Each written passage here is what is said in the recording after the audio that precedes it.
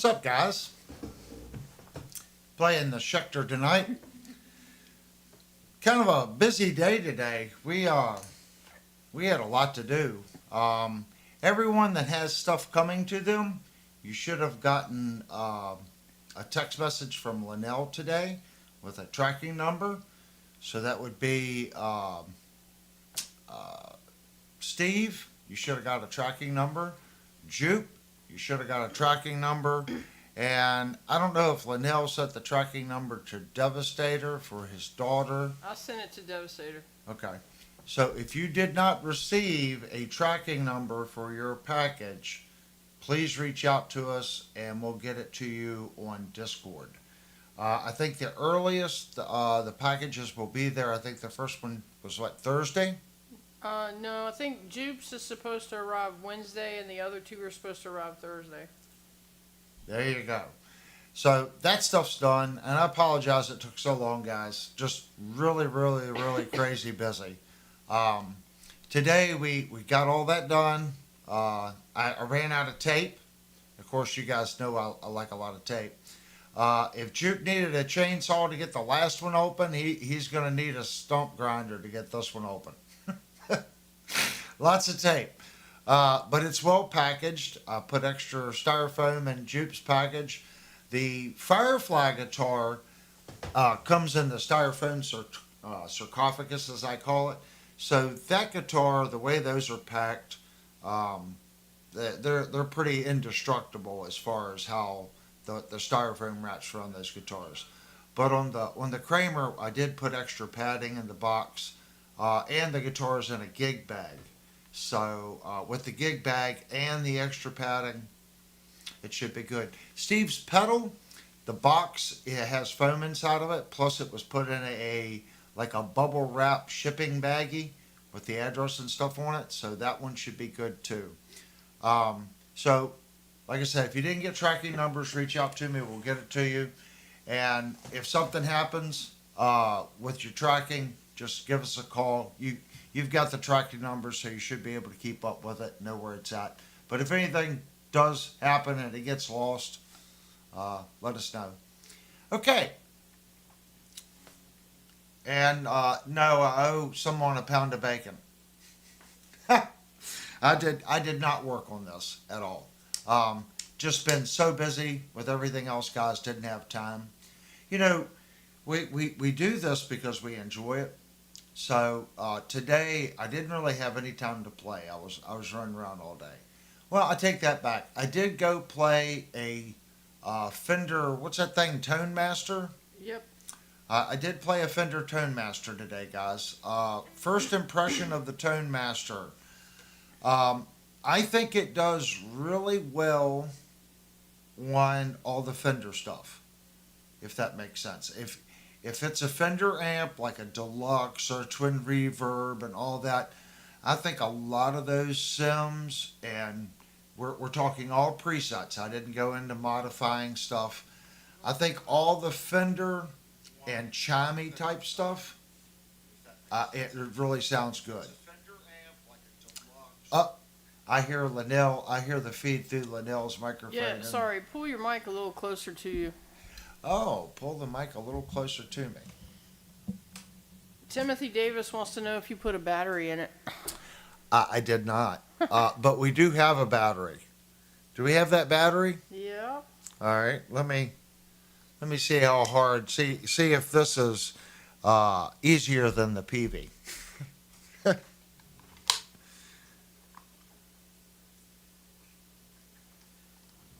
It's got a Swiss military battery in it. Do you believe that?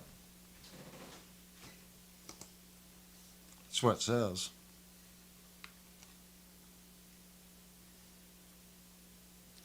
Got an Energizer Bunny battery going in it.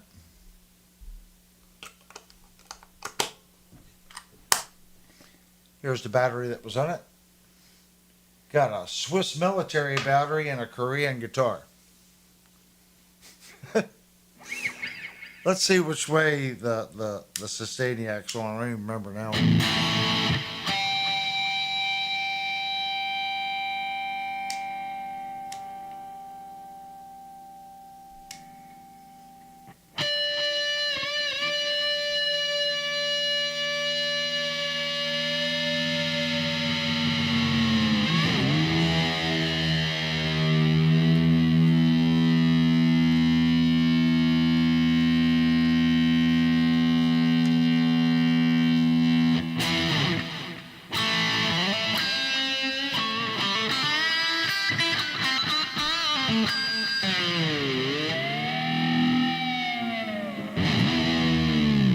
Now, something I've noticed with the Sustainiac one, uh, your overall sustain is less. If that makes any sense whatsoever, it like chokes the notes. Um,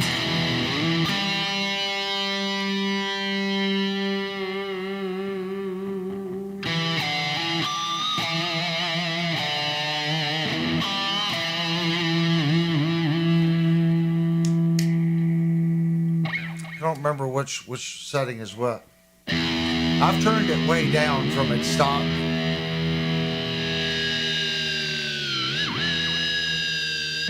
It is literally unusable out of the box.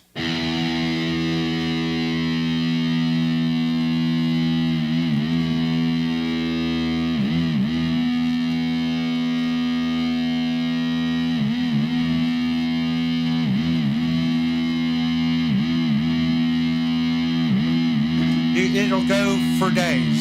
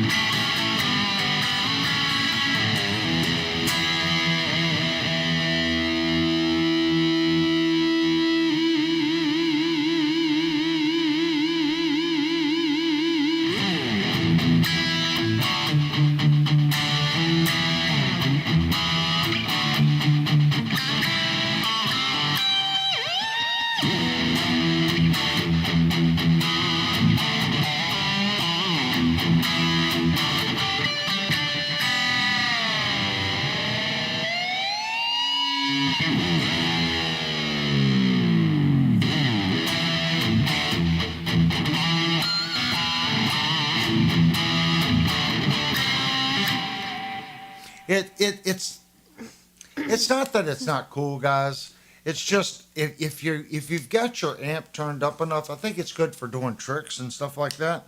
It's just this is without the Sustainiac.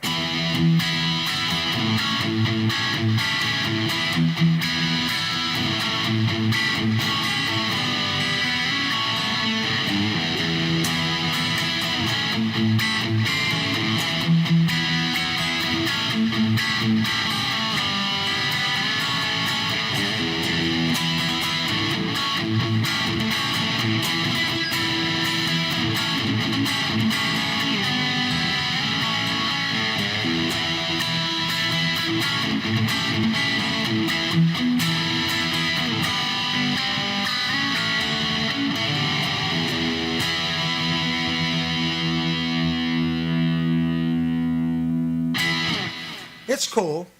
Devastator said, now go down and grab a screw and fix the pickup. I need to.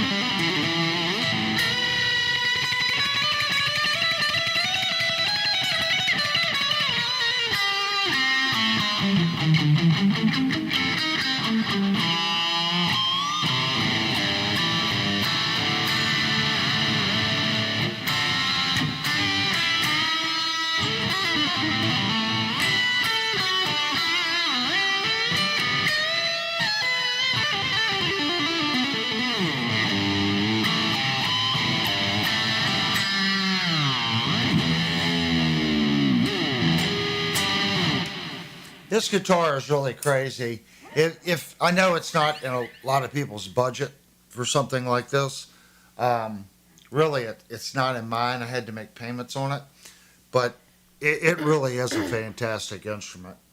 It's a fantastic instrument. But I'm kind of biased because this guitar has an ebony fingerboard, and I like ebony, and it's a little bit longer scale length than my Vandenberg. So.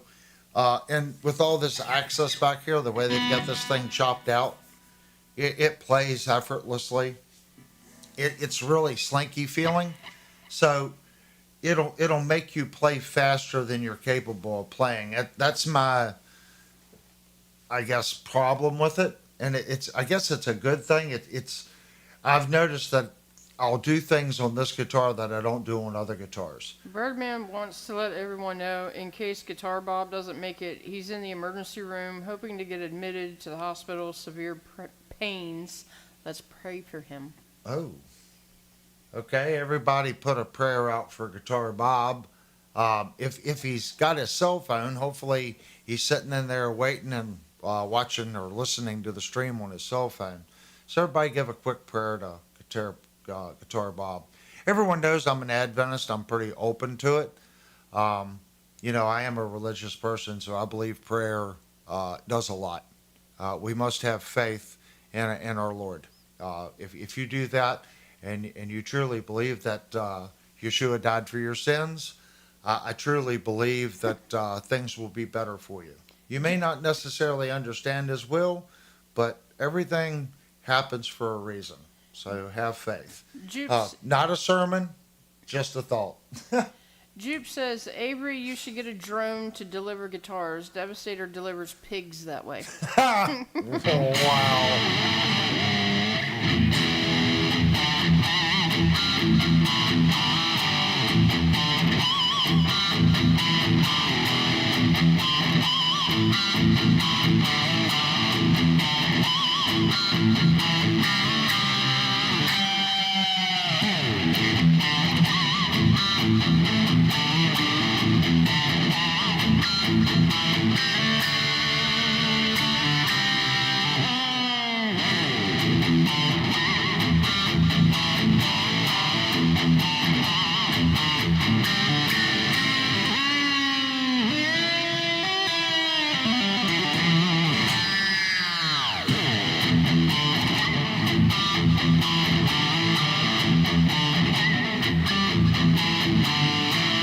That's the hardest thing, guys, when you come out of a transition to get your pick back in the spot where you can do the...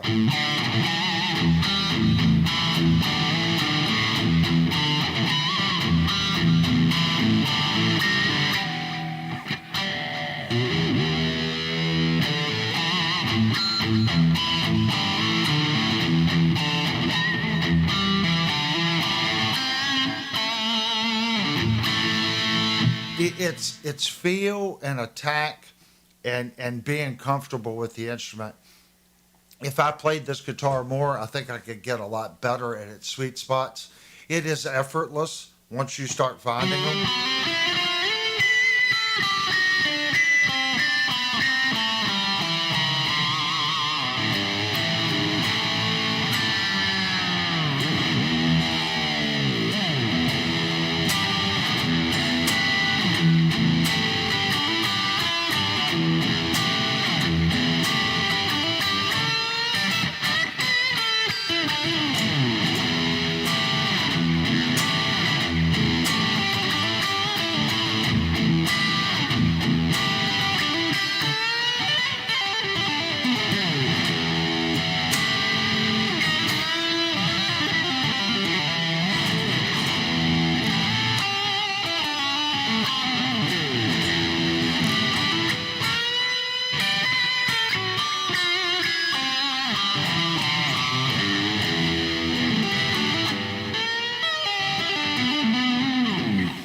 It's hard to always be right, guys. I would go out and listen to bands play, and I used to be really hypocritical. Oh, he missed that and he missed this. Sometimes, man, when you're playing and you're into it and you're enjoying, don't worry about it. If you miss a note here or there, play through.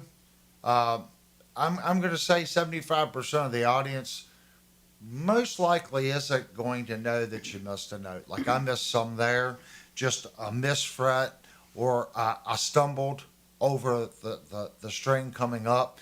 The action on this guitar, believe it or not, isn't slammed. I have raised the action on this guitar to give it more punch and attack.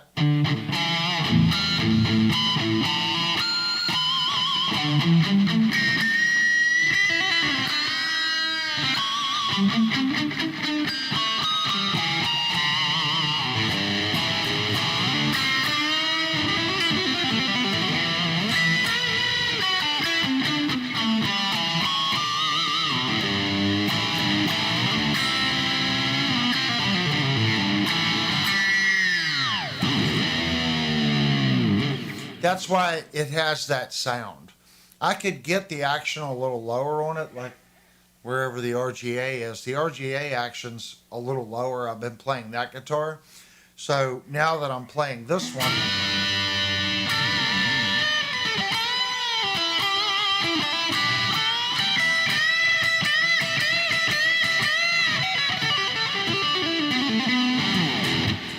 I have to remember to raise my hand, and I got to compensate for that, especially down here. It's noticeably higher than the RGA.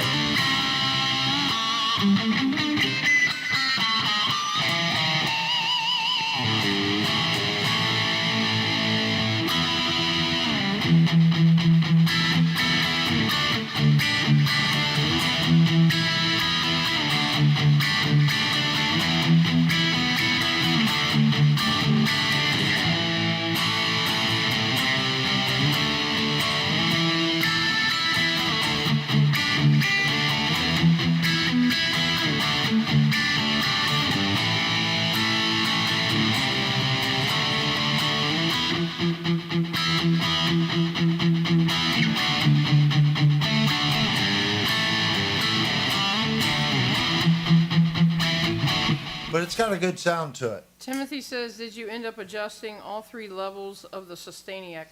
I brought them all down because if you leave it in the stock form, it gets to where you can't play the guitar.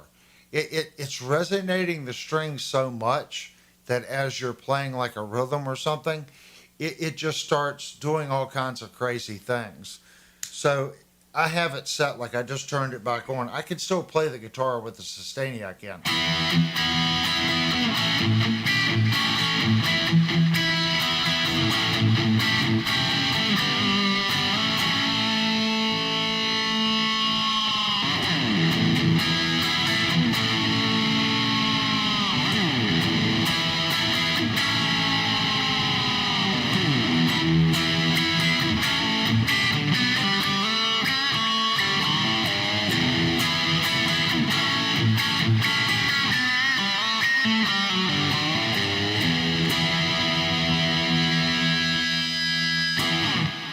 See how it delays and then it kicks in?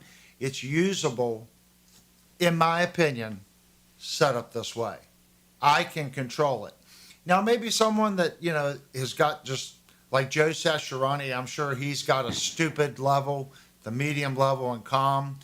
I just find, I guess, I'm not articulate enough or accurate enough when I'm playing leads to have that much push and gain on the Sustainiac to be able to control it. I'm not using one of the little mute pieces up here, so that makes all the strings will start resonating. Now, if you use one of those, you see a lot of guitar players will reach up and grab it and push it down. You might be able to crank that thing up and do some pretty wild things with it. I don't use one. I've thought about getting them. I know, you can use pretty much anything up here to mute the strings with that. I've just never done it. So that might be something that I need to learn how to use. Just because we haven't done something, I don't want to say that it's stupid. I don't know. There's a reason why a lot of guitar players do it, so I know there's something to it. I've just never done it. But using it in this form,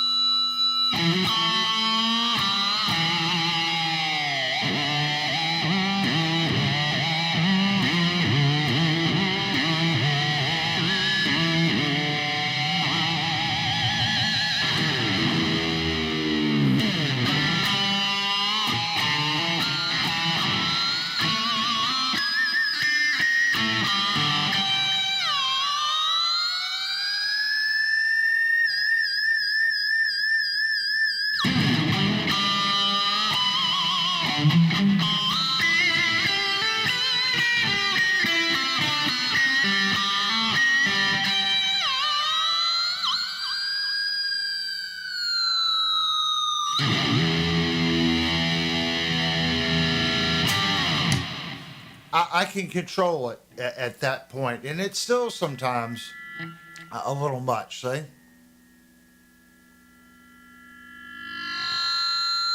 that's what it's designed to do. It's designed to start, impacting those strings.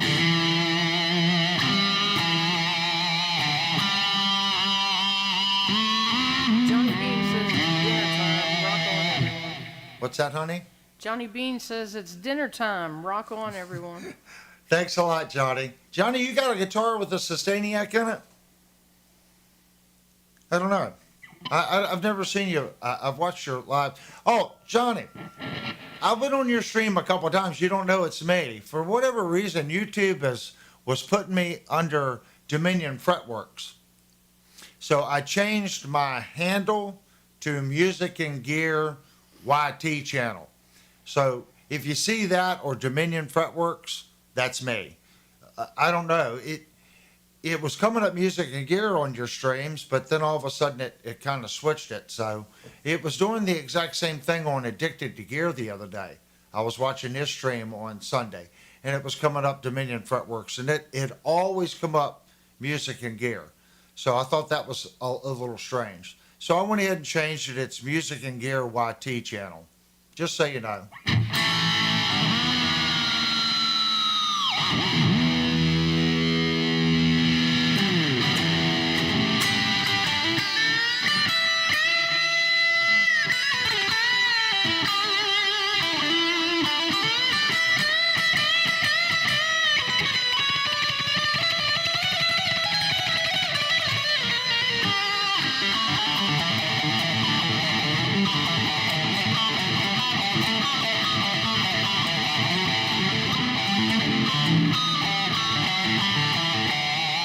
I need to practice that lick some more. But you can do that if the Sustainiac is cut back. If I were to try that lick with it maxed out, it would have just overgained and it would have done all kinds of weird things because you're plucking off.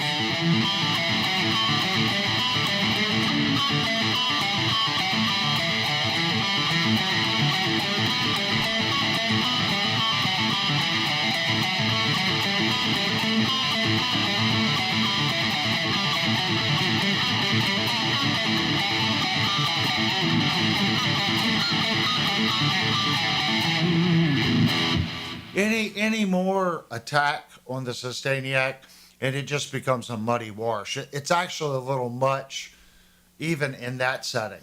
But I think it's cool. This is my second guitar with a Sustainiac.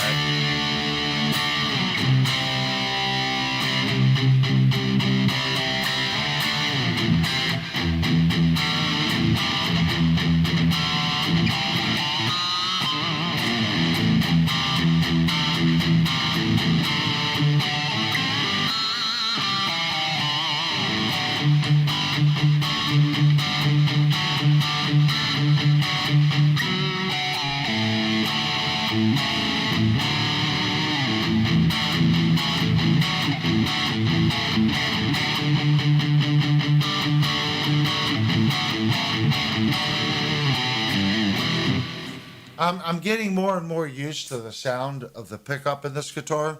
When I first got it, I really wasn't too much of a fan of it. But I'm starting to understand the pickup a little bit more. I did change the settings on the amp. Just so everyone knows, bass control is at 1 o'clock. Middle control is at 11 o'clock. Treble control is at 1 o'clock. Gain is at 50%. And I'm using just a little bit of chorus and some echo and spring delay. And we are using the little Yamaha amp. And you can see we're coming right out of the headphone jack and into the interface. So that's what you're hearing tonight is the little Yamaha.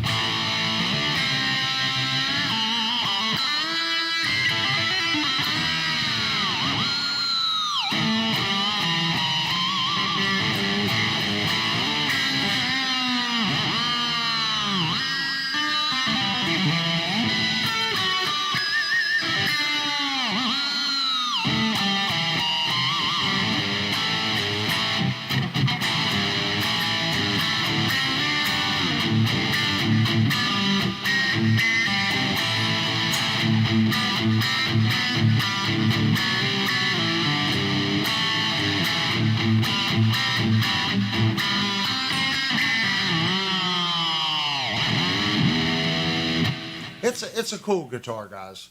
The prices went up. I went to Shenandoah Music today, and I was talking to those guys, and of course they're a Schecter dealer. Um, they were kind of curious, something new to bring in, and I told them one of these guitars. And when they looked it up, the price has went up. It's like $1,750 to $1,799 now for this guitar. Um, that's pricey. It is. I'm hearing feedback. You guys hear that? I'm not sure where that's coming from. Something is looping. It might be the keyboard. We got the keyboard on tonight. So when I was looking at it, it was $1,650, but I paid $1,500 for it. Is it a $1,700 guitar? I still think that's a heck of an instrument for $1,700. Uh-oh, I hear the laughter, so something's going on. I'd buy that.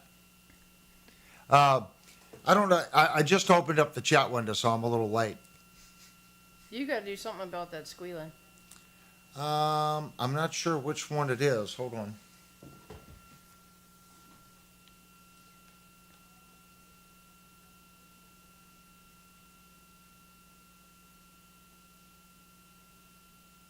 Did you turn the Sustainiac off? It shouldn't be in the guitar because I turned. Yeah, it is in the guitar. That's what it is. I had the Sustainiac on. What kind of frets are on that Schecter? I'm pretty sure, guys, that it is stainless steel. We can look it up real quick.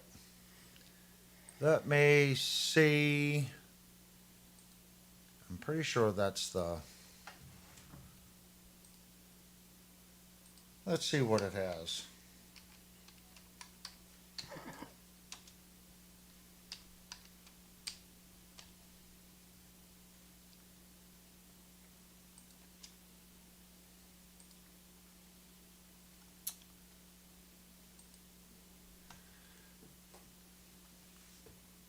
I didn't want to go to Reverb. So on Reverb, it looks like $15.99. There's one.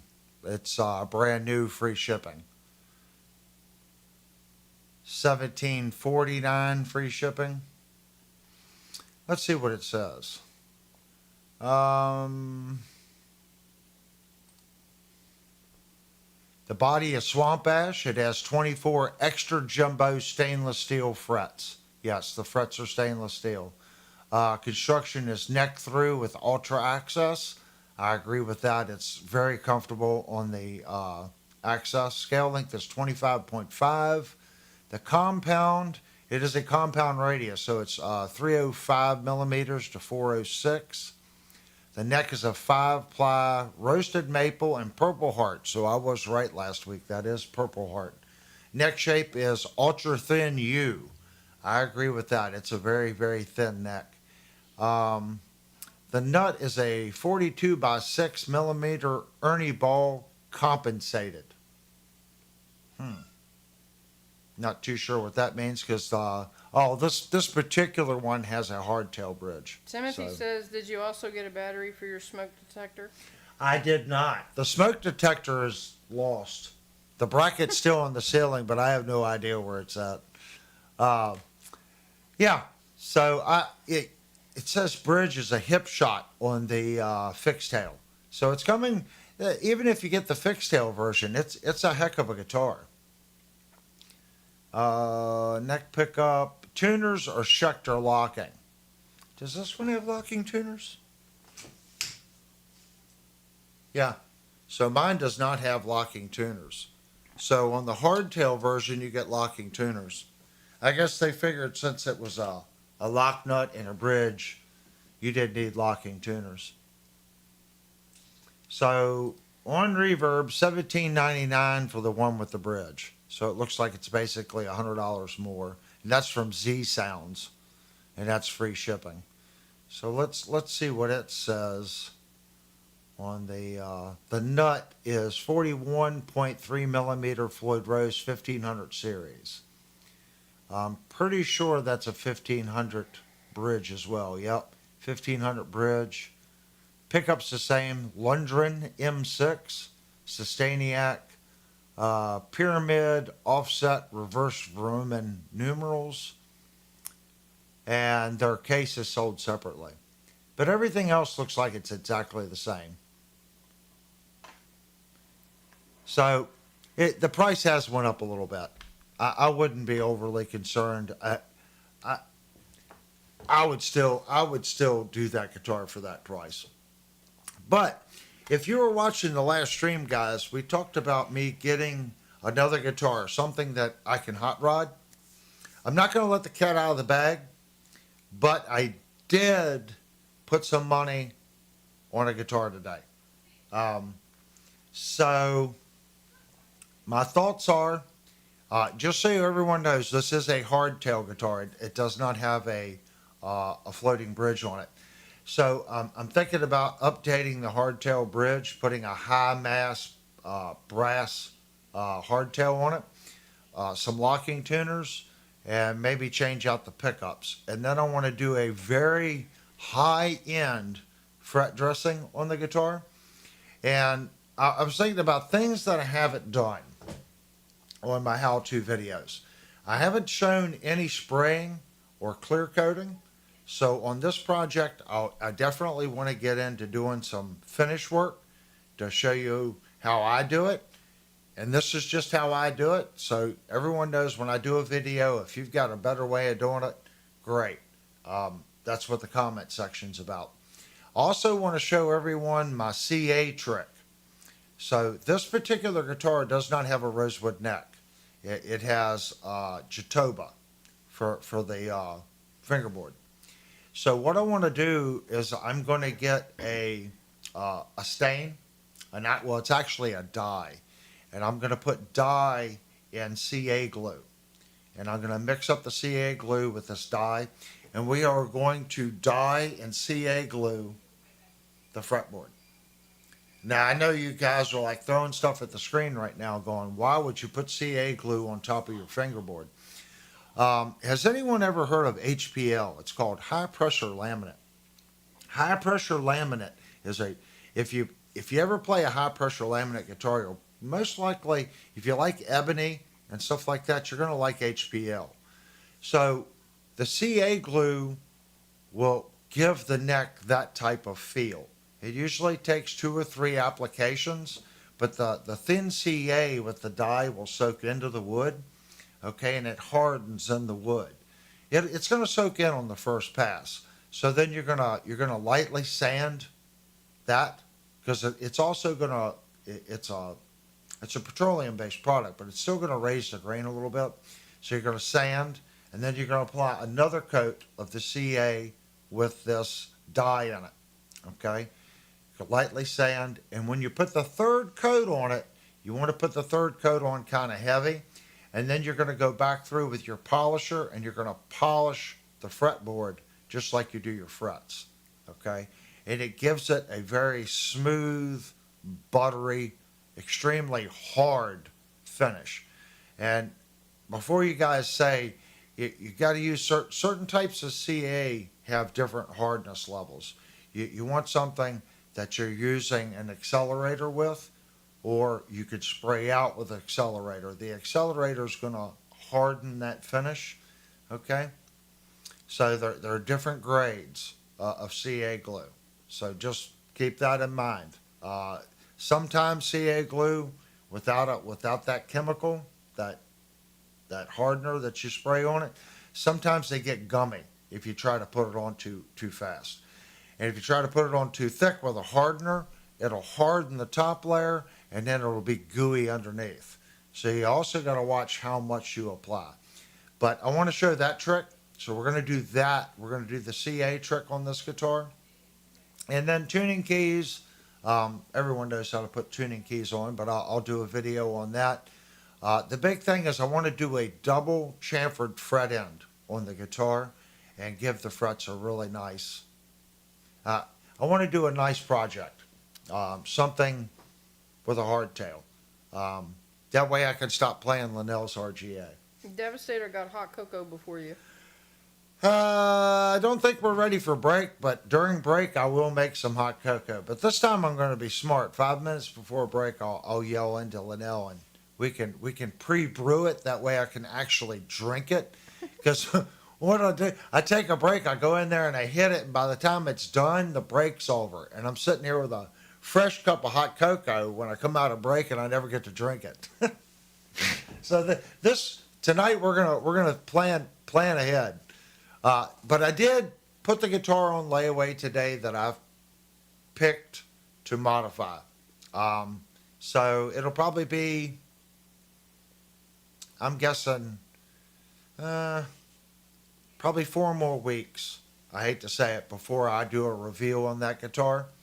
And today, I got to play a Gretsch. If you're on our Discord server, you know I posted a couple Gretches that I could bring home for review. I didn't bring it home. I'm pretty sure I could have, but I've got a guitar downstairs for Searching for Tone that I've got to start working on next week and start recording content on. So I didn't want to put a review in front of that. But I will say this $299 Gretsch, it's purple. It's got two humbuckers.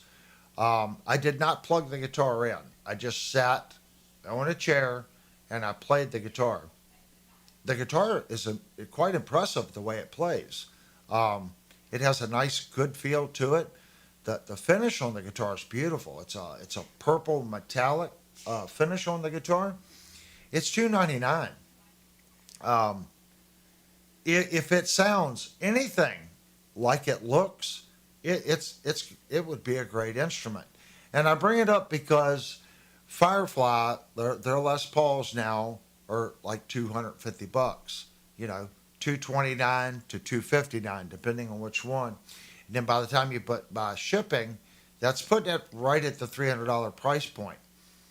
If this Gretsch has good pickups in it, those are the type things we're looking for. We're looking for that $300 guitar, $350 or $200 guitar. That's good right out of the box. So I'm gonna talk to him and see if I can't bring the Gretsch home and see what this guitar does. The feel of the guitar felt great. The only thing I saw with it was the heel, where the neck bolts to the body. Gretsch has done nothing. Like some guitars now, they're angling the neck plate to make it a little easier to get to the higher registers. This is just like a Fender Strat. It's squared off with a square neck plate. There is no angle or chamfer or anything down there to make that section of the guitar thinner. I didn't have any problems playing it, but that was the one thing I saw. I was like, wow, if they would just angle that neck plate the way Firefly is doing, there's a couple of the Ibanez's now are doing it. Some of the cheaper Schecters now are doing it. If they would have done that, that guitar would have been really nice guitar. But I want to plug it in and see what it sounds like. So I did look at that, and I looked at the Gretsch Falcon. And I when I was playing it, I was looking at Liddell. She was making these that kind of look, you know, and I'm like, yeah, she's not digging it. There was so much gold on this thing. The gold Gigsby, gold Filtertron pickups. Even the knobs were gold with this little red like ruby type thing. It was almost to the point where it was gaudy looking. Cool instrument. I played it. Not my cup of tea. I put it back on the rack. I think it would be a really cool guitar. The Gigsby shocked me. I figured it would be really buttery and kind of spongy. Believe it or not, it has a nice firm feel to it. Birdman says it shocked me. You need to get a Bad Cat guitar to Bad review. Cat. I know Bad Cat amps. I've never seen if someone wants to put a link in Discord, I'd like to see what a Bad Cat. He said most are less than $500. Bad Cat. Yeah, I just know the amplifier company. I don't know Bad Cat guitars. we're always looking for that decent, below 500, 300 to $500 guitar. So if you're looking at the Gretsch, go play one. I don't know what it sounds like, but I know the feel of the guitar and the finish on the guitar was beautiful. Beautiful finish on that guitar. They also had a model for 189 single humbucker pickup. Great guitar. Loved that one. Okay, and then now that one didn't have the real. That was like a solid color. It didn't have the metallic flake or anything in it. They had that one for 189. Then they had one for, was it 209? Yep. 209. I think it's the same guitar, except it's got two humbuckers. The one for 299, the one for 209, and the one for 189. Playing them, I played all three. They all felt remarkably the same as far as the way they felt in my hands and playability. So I don't think the $299 guitar, I think what you're getting is just a prettier finish. The finish and general appearance of the guitar is better. Maybe they've changed the pickup, I don't know. But I did like the finish on the purple metallic one better. Do you have any acoustic electric guitars? I got a hollow body Epiphone Dot that I like. And my Love Breed is not. It's the Love Breed or Breed Love? Breed Love. I'm not sure if that one has electronics in it or not. I don't think it does. I don't think it does either. I think that guitar is just an acoustic. You're going to laugh. I kind of wanted an Acoustasonic. I know everyone kind of poo-poos on those, but for me, I think an acoustic Sonic, I think I'm the person that would kind of bond with that guitar. I'm more of an electric guitar player. The acoustic Sonic is basically an acoustic thinned down with electric pickup. I think I would like those. Guitar Center had a stack of them. I brought it up probably. When did we go to Guitar Center last time? Oh my gosh, it's been a while. Yeah, last time we went to, they had a whole stack of them, and they were trying to blow them out. I think they were like $700 or something. They had a whole stack of them, and I think they were like normally $1,200. They were just blowing them out for $700. Maybe I should have played one and bought it. I don't know what they're going for now. I know they got three tiers. They got a super cheap one, a mid-price one, and then the ridiculously expensive USA-made version. I think I would do well with that.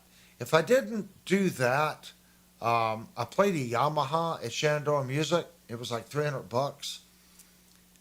Great playing acoustic guitar. But I've got the Breed Love downstairs. That's a great acoustic. So as much as I play acoustic, it's hard for me to justify buying just an acoustic that I can plug in. I don't have an acoustic amp. So I think the Fender Sonic or whatever that thing is, it's the acoustic, the thin body. What I just said, an Acoustasonic. I think that would be a good guitar for someone like me. That's more electric guitar focused. I don't know. Has anyone in here played the Acoustasonic? That's the big thing. I'm going to leave it on you guys to see if the acoustic Sonic is what I watch YouTube videos and most people are just like, nah, it's not the guitar you're thinking it is, and that might be true. But I think for me, someone that plays mostly electric, I think that guitar was targeted for people like me. We're going to go through the list here. I don't want anyone to say I'm not pointing them out. So we got Backwoods Billy in the group, Birdman, Blue Mox is here. Who is? We got Timothy Davis, Timothy Richards, of course the Funny Honey's here, Cheryl for Freedom. Now between Linnell and Cheryl, we'll probably have a mustard commercial at some point in the stream. We got Devastator, Time Surfing Alien. Who else are we missing? Kurt says you have an acoustic amp, the Yamaha. Yeah, it's got a setting on the other side. I guess I could use that. I mean that little Yamaha amp, guys. That thing, it really impresses me for what it is. Um, it's a good little amplifier. Now Linnell's looking at another amplifier, guys. You're looking at a Fender, wasn't you? Mm-hmm. She's looking at a Fender modeling amp. Um, I think it's a 50 watt is the one she's looking at. It is not the Mustang. It's the one above the Mustang. I think it's a GTX or something. Fender GTX 50. Um, I I don't know. We played through the Fender Tone Master or Tone Pro or wherever that floor stomp thing is today, and I told her, I know it's expensive, but maybe look into something like that. If she's wanting more sounds, maybe look into something like that instead. I know the Arena 2000, people really like those. Um, there's a bunch of little ones. Now I get it. That's not really an amplifier. I think she's wanting more of an amplifier. Because right now I have the Yamaha tied up with the PA system. So when she goes to play it, she has to unplug some stuff just to play the Yamaha. So I think she's wanting just an amp that she can plug into over in the corner with a 12-inch speaker.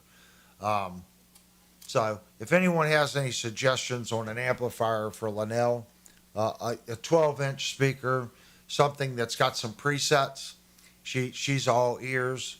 So she's here watching. So whatever you guys suggest, it's got to have clean, dirt, distortion, some built-in effects, something that it's got some presets that she can go through and get different sounds, preferably a 12-inch speaker. Birdman said around 2 G's for the Tone Master. I don't think the one, I think they told me today it was like 1,500, the one they have. Now, they might be trying to blow that unit out. I'm not too sure. But I'm pretty sure he said 1,500. Steve says maybe a Boss Katana amp. The Katana. Devastator said a Katana 100. Yeah. Well, the Katana, I think, would be a good amp for her. A Katana, the 50. I think that's all she needs, is a Katana 50. We had a Katana here for a long time. You don't want the neighbors a few houses down to hear me? Well, they can hear us probably all the time. I'll just open the doors. 50 watts, guys. Now, that's solid state, but 50 watts is pretty loud. People go, you need more power than that. If it's real 50 watts, that's a loud amplifier. Trust me. 50 watts is not anything to sneeze at. That's a loud amplifier. But there's a big difference between a 50 watt tube amp and a 50 watt MOSFET amp. The tube amp will always carry better than the solid state amp. I hate to say it. The MOSFET amps, they rate how they rate power. It's kind of misleading, if that makes sense. So, but I think that 50 watts is all she needs. So if anyone's got suggestions, put it in for Linnell. Yeah, they're putting in suggestions. Yeah, MK2 Katana Artist. Timothy says he has a Fender Mustang Micro. Blue Mox, have you played the new Artist Katana? They've made some changes to it. The MK3 Katana Artist. I thought that amp looked stupid good. I don't know. I don't know if you have any experience with the new Artist model or not. If you want to post in, if you've played one. The Katana MK2 100, that's what Jupe is saying. Most people are saying Katana. I see that. The Katana's a great amp. 50 watt used to boost my Kara Studio back in the day. Katana 100 Devastator.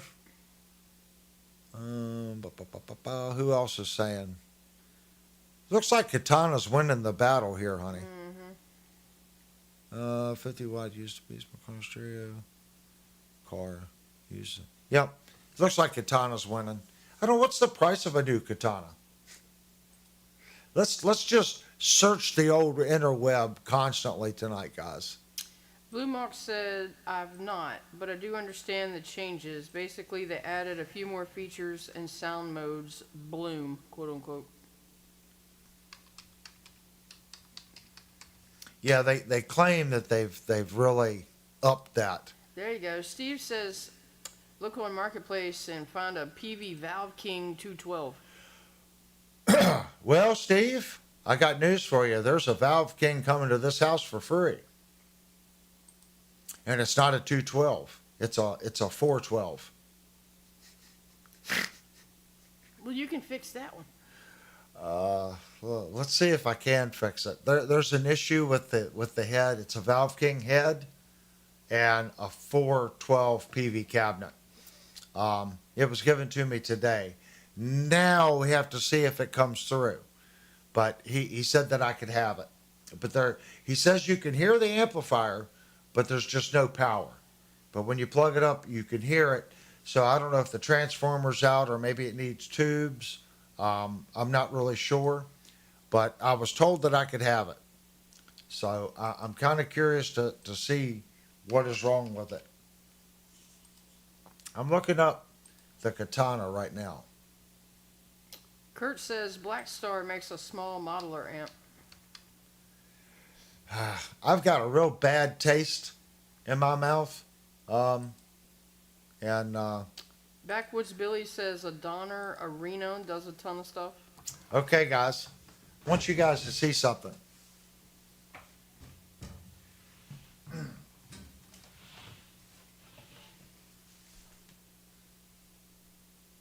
Okay, that's a 50-pound paperweight right here. Might be more than a 50-pound paperweight. That amp went right out of warranty. As soon as that amp went out of warranty, and I'm not the only one. Type in Black Star failures, and you're going to see Black Star has a very high failure rate. I have a little Black Star Core 10 downstairs. That's a solid state modeler. Knock on wood, I have not had a problem with that amplifier. This was a $900 amplifier because it come in a custom color, and it made it a year and 1 month and went. Birdman said use it as a cab. Yeah. But I'm so upset with Black Star and their service centers. Before you buy a Black Star, keep in mind, poor customer service, 0 service centers, and a short warranty. And they use those little stupid micro components that no technician wants to work with. So keep that in mind before you buy a Black Star. It is a service nightmare. Yeah, it might be tubes, but it's a service nightmare. So they might be great amps. Right now, I had the silver line, the silver, which was the modeling Black Star. I did not keep that amp long. If you look at what some of my reviews, I did use that amp in some of my reviews. It had a funny artificial sound to it. Kurt says Black Star tube amps suck. Go Black Star solid state. Yeah, I will agree with you, Kurt, on the one that I bought. It sounded great. I loved the sound of this amp. It just something fried in it, and nobody wants to work on it. And the service centers for Black Star are non-existent. So if it is under warranty, the tube guys I spoke to, most of the time they said if it's a warranty, they don't even try to fix it. They just replace the whole board. Birdman said he'll take it as a Christmas present. Toss the amp section and save weight. Yeah, I don't know what speaker's in this, Birdman. Hold on. Let me see what speaker's in this thing. Oh my gosh, it's heavy. Birdman said keep the tubes though. It says it's a Black Star 50. Just says Black Star amplification, Black Star 50. It's a brand new amp. That's what really teased me off. that the amp, is this new and has a problem. It's got an effects loop, emulated output. Is it 12-inch? Yes, it's a single 12. So this was their flagship little amp. This is the HT20, and they had this blue or the surf green. They made an orange, like an orangey red one. Then they had a blue, a dark blue, and then of course the black. Steve said he'd work on it, but the cost to ship it would be stupid. Yeah, that's what Mike said. He said what Mike told me was to pull the chassis out and just send him the chassis. Leave the speaker in the cabinet here, and that he would see if he could fix it. But it's a ton of little micro components in it. So, but when the amp worked, it had an awesome sound. That the amp really did sound good. Zach says, why don't we have a Linnell cam is the question. Well, let me push that monster back underneath the shelf. Well, there's two reasons. The way Discord, well, not Discord, the way OBS, as much as I've got it to work, I've only been able to get 2 cameras to work in OBS, and that's probably, not OBS. It's the cameras I'm using. I can only get one wired and one wireless, so I would probably have to go to a GoPro, one of my GoPros, in a small rig setup. I really don't have another one that I can get to work. One night we did have the other camera, this one. We did have this camera here, plugged in and facing in there, but I don't have software to where when Linnell speaks, she's automatically going to pop up. If we had something like that would recognize the input signal of her microphone, I think it would be great. But right now, we're just a little tiny channel, guys. I mean, really stop and think about it. I was watching, I love, everyone knows I watch Philip McKnight on Fridays. And I watch Phil because I feel that I know Phil because I met Phil, and I know Phil is a down-to-earth person, okay? He's just like me. He's a goofball, guitar tech, loves music, just like me, because his wife had to get on him to get him to move along, just like Linnell has to get on me. It's like, come on, we've been here for 2 hours. Stop looking at the, move along, nothing to see here. Birdman says make a road trip. Said he said we can hit Waffle House while you're here. Yeah, well, my point in this, if you watch Phil's show, as many subscribers as Phil has, and that, in my opinion, is a beyond successful stream. When I watch Phil, on average, I get on a little early. There's 300 people just waiting for the stream. Once he's on for 10 minutes, that number jumps to the lowest I've ever seen after 10 or 15 minutes is like 1,200 people. And it'll go up as high as 1,500 or 1,600 people. That's insane. Okay, and that's what I want to look. This is a matrix that I wonder about. Like our shows, we average 30 to 40 people watching the stream. We have 2,300 subscribers. Okay, how come I don't have 200 or 300 people watching? If there's that many subscribers, how many of those subscribers are active? So let's look at Philip McKnight's channel. He has 350-some thousand subscribers, and he has 1,000 people watching, 1,200 people watching. Is that ratio the same? I don't have my calculator here. So if we take 1%, is it 1% of the audience? Is it 0.5% of the audience? Is he getting 2% of the audience? Does 1,200 subscribers or 1,200 viewers, to 350,000 subscribers. It might be up. He might be up to 375,000 now. But does that make sense? So I wonder about these matrices. People go, "Oh, I got 50,000 subscribers." How many of those subscribers are actually watching the content, or did they just hit subscribe and that's it? They might come once a year and watch the content. So I always try to keep that in mind when I release a video, that there's a certain group that I know will come and watch the video. Steve Okay? said Phil's computer slash stream rig is like it was sponsored by Space Force. I think he's running a pretty simplistic system, believe it or not. I don't think his system that he's using, the only difference between his system and my system is his cameras.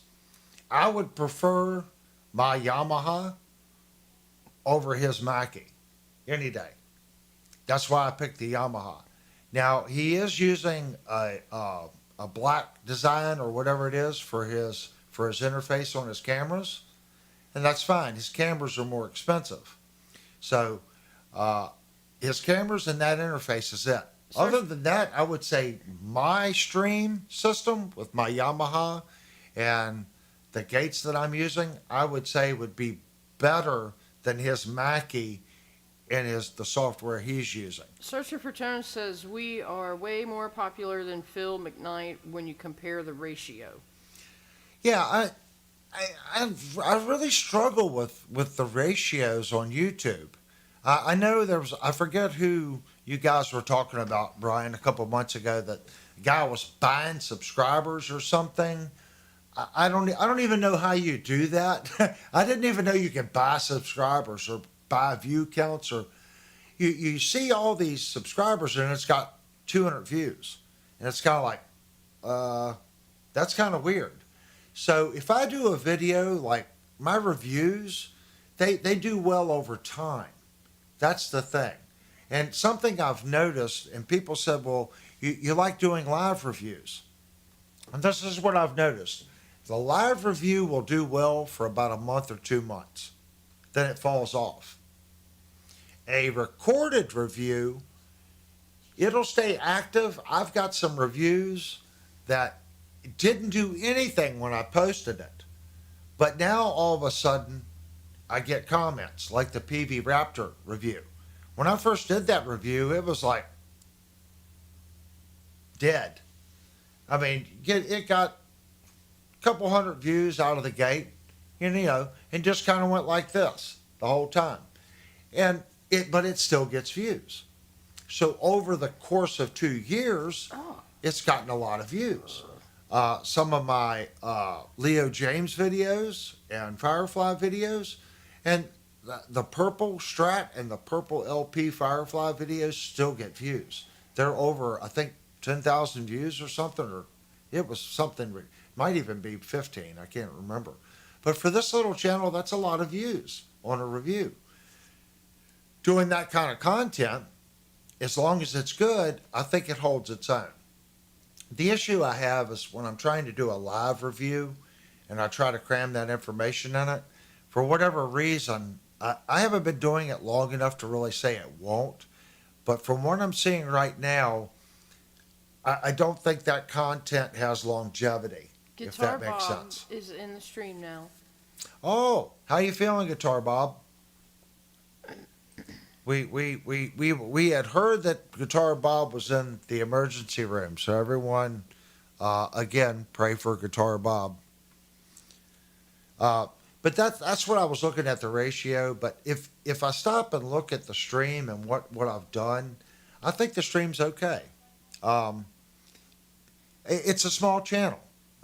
We do well with what we have. When I started this channel, my first video was on my cell phone. And then the next video, I did have a GoPro 8. So if I look back 3+ years ago when I started, I still had all my rack gear. But I wasn't used to doing video production and voice and stuff like that. So we've since added some microphones. There's a microphone behind me that's not plugged up on the stand. CD Nelson did a super chat. He said, Guitar Bob made it. Good to see you. Hoping you get some rest / relief soon.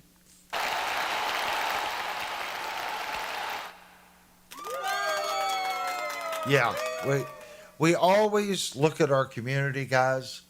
This channel has always been that way. What was the gentleman we did the E-Art guitar for? Do you remember his name? No, I don't. I have a sneaky feeling that he's no longer with us. He ordered a guitar on Amazon. If you go back, it was the E-Art headless guitar. And that, we did a video. It's the only video this channel's ever done that we didn't keep up. During the review, it was a stroke or a heart attack or something, wasn't it? I think it was a stroke. Yeah, I think it was a stroke. It really, really, really messed him up. And we met him, it was a couple months later when he was able to walk again. And we heard from him for about 2 or 3 months after the stroke. Tom Surfing Alien has to go. Oh, thank you so much, Tom Surfing Alien, for coming in. Again, you guys coming into the stream is what makes the channel. Me sitting here yakking, it doesn't do much. But hopefully everyone gets to know everybody and we come in, we have fun. It's like going to the guitar store. So when I see people coming in, it makes me feel good. And Tom Surfing Alien has been a member of the channel for a long time. So that makes me feel good when I see long-time channel people coming in, continuing to come in and have fun. Thanks so much for coming in, buddy. So I think what ended up happening, he had a stroke. And we did a special video for him to get better. And he called me, it was about a month after the video, and he said, okay, everyone was wishing him get better, but we did take the video down. I heard from him again about 30 days later, and then I didn't hear. We haven't heard from him since. So the community means something to me. And this was back when the channel had like maybe 400 or 500 subscribers. I did a special video. Devastator's still waiting for intermission. Oh, is it intermission time? It's about 13 minutes past due. Oh, he's getting so picky on the intermission. Now, I'm not messing up. Can we start the cocoa? Yep. See, I gotta stretch this out just like 3 more minutes, Devastator. That way the cocoa's ready for break time. We're so professional here.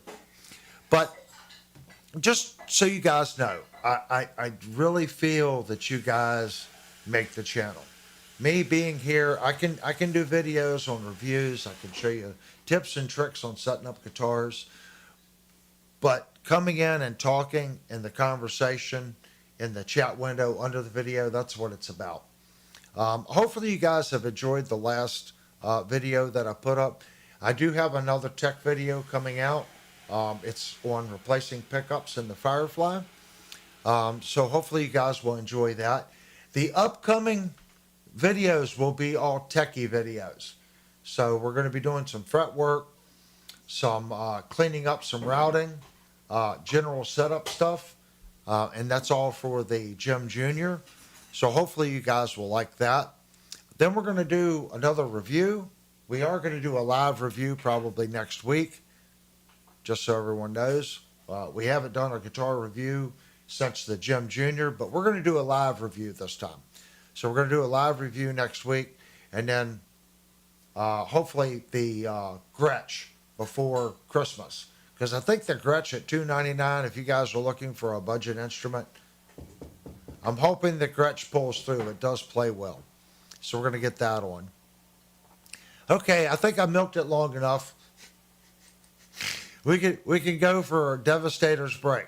If you're not familiar with the channel, you do not need to be a subscriber or a member, which on this channel is the same. There is no charge for being a member, no subscription. The channel depends on super chats to run. Peekaboo. More mustard. I don't get the mustard thing. But you don't have to be a subscriber to chat. I want you to come in, chat, and hopefully we earn your ability to go down and hit the button. I want you to be a subscriber, come in and participate. Go main channel, lots of guitar reviews, lots of setup videos. Hopefully you'll watch some of that stuff and you'll understand the channel has some value, and we're working very hard for you to become a subscriber. Like I said, it's free. It's a special this week. It's no cost. All right, guys. We also take a 5-minute break, sometimes 2 during a live stream, sometimes 3. Just depends on how my voice goes. But we are up on our break, so we'll be back in 5 minutes.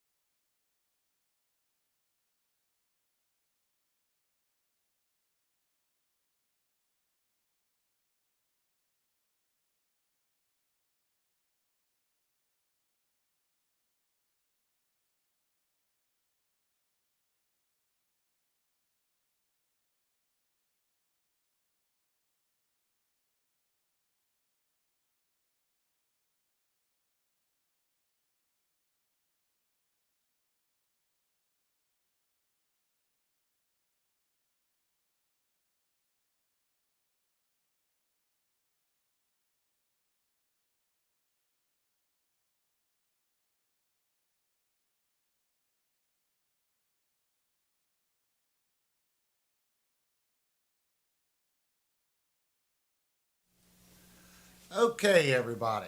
So everybody knows the channel's always looking for sponsors, and we do have our first sponsor ever on the channel, and Linnell is going to do the little. You ever watch YouTube and you got to sit through a 5 minute infomercial?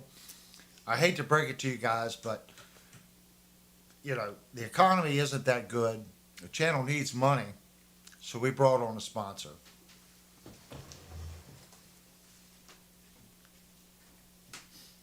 This stream is brought to you by Condiments Inc. Mustard you can trust.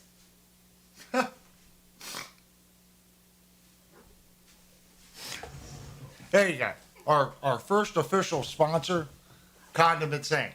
And as you heard it, it's mustard you can trust. Oh, and if you guys believe that, I got a bridge in California to sell you.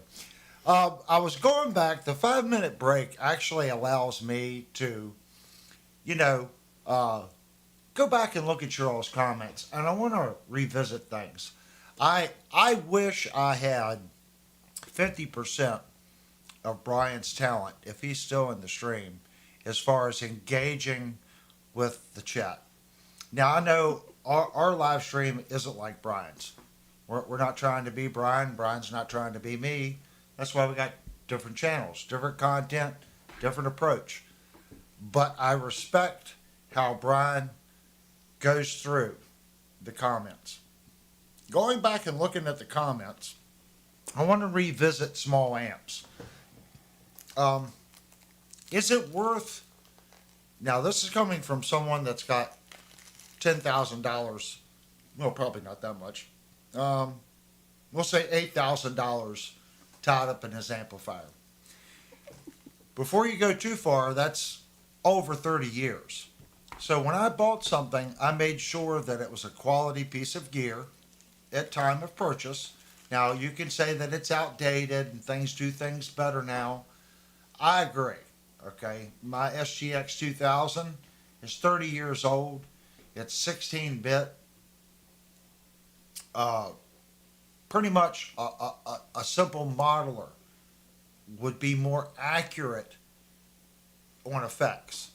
Okay, but there's a sound that the older equipment gives you, and that sound was because they were limited on what they could do. So you had to work around things to program, and that gives a piece of equipment a unique sound. Just like old hot rodded pickups don't sound like the new hot rodded pickups.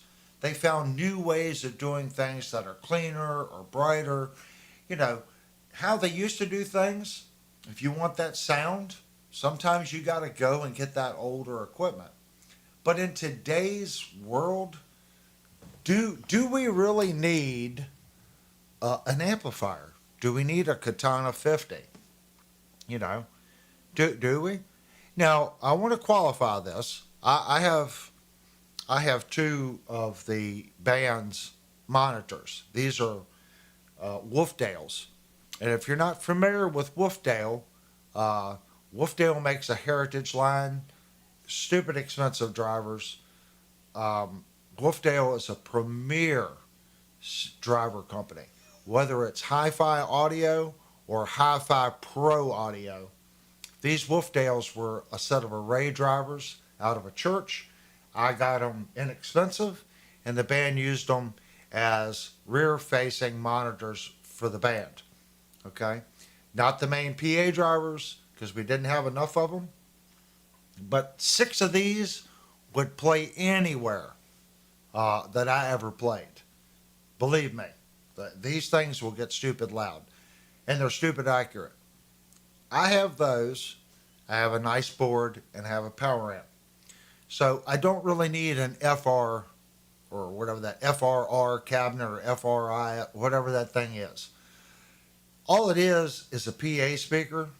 Okay, it's a full range driver with a built-in amplifier in it. I don't need that. I have a full board, nice monitors. I don't need that. So I can use like a Line 6 stomp, okay, or another type of modeler and just go right into my PA speaker, and that's my amp. If you don't have any of that, okay, do you go to like a little Arena 2000 that I mentioned at the very beginning of the stream? Get yourself some headphones and plug into that. You know, can you buy that, headphones, or can you buy that and a little powered monitor, okay, for less money than a small modeling amp? What's more versatile? Is it better to buy the Katana 50 or something like that, and have it? It's still small enough where I guess you could take it on trips. I took my Katana on trips, um, and still have it, or would it be better just to buy an FRR or whatever that cabinet is, the little speaker full range cabinet with a power amp, and buy maybe a Helix LT, you know, and run that into it when you're at home, and then when you go on trips, just grab your Helix or your Arena 2000 or an FM3. It's the exact same principle. Would it be better? And the Nuix makes a bunch of them. Okay, there's a ton of $300 little floor modelers that you can get with expression pedals. Would it be better to buy something like that and just get a pair of headphones for right now and just play with headphones, and then turn around and just buy one PA speaker? I think a couple months ago we had a conversation with Devastator, and we were like, well, don't buy an amp, just buy a set of powered PA speakers or one PA speaker, and buy yourself, a Helix or a Quiet Cortex. I think Devastator ended up getting a Helix LT. I think that's what he got. Jupe said that's what he mostly uses, a Helix LT. Yeah. So would it be better to get it like a Helix LT? And if you don't have a mixing board or a powered speaker, just use some headphones for a little while. Buy that unit and build on it. Maybe in 6 months, go out. I think we were looking, you can get a nice powered speaker for about $200. There's your amplifier. You've got your full range speaker, okay? And you've got your little Helix. Now, the advantage to this is, let's say you want to start going out and you want to sing and play at the same time. Well, now all you got to do is get like a little 4-channel Mackie board, get yourself a microphone, plug it into the Mackie, plug your Helix into the little Mackie 4-channel, and then go into your powered speaker. Now your speaker is doing your vocals and your guitar. You can go out and play small gigs. Devastator has a Head Rush Flex Prime. Oh, a Head Rush. Okay, so he got the Head Rush. Well, the Head Rush is the exact same principle. You just get yourself a powered Devastator. What's your drivers? Are you using headphones, or did you get a powered PA speaker? I'm one of the people that believes if you get a nice powered PA speaker, I think you're ahead of the game. Don't buy the FR cabinet that's designed for guitar, just because of what I just said. You can buy, I think Mackey's got the little powered speakers. I think it was like $250. I'd get 2 of those. That's $500. You can play anywhere with that. And you can grow with it. Get yourself a board. Before you know it, if you upsize your boards, you can run the bass through it. And if your bass player is running the exact same kind of scenario, you're covered. Electronic drums, vocals, you're covered. But you started out with a guitar rig. But you can build on it. Buy one powered speaker. I don't know. I still like my amplifiers. Okay? But doing the stream, I have learned that I can do a little bit more with other equipment. Devastator says right now he's using his Sennheiser HD 650 headphones and the PV Viper in bypass mode. Okay, so he's just using the power amp. Sorry for the slurpy sounds. I did get a couple slurps in before break was over. But I'm not going to let it cool tonight. I don't know. It's a topic that I think is going to continuously change. I think amps as we know it is going to change. Recording as I knew it has already changed. No one is using reel-to-reel. No one's using ADATs. No one's using hard disks anymore. You know, it's a thing of the past. Everyone's recording right to the computer with a DAW. My next board isn't going to have any sliders. I'm going to get a wing rack. It's controlled through my computer.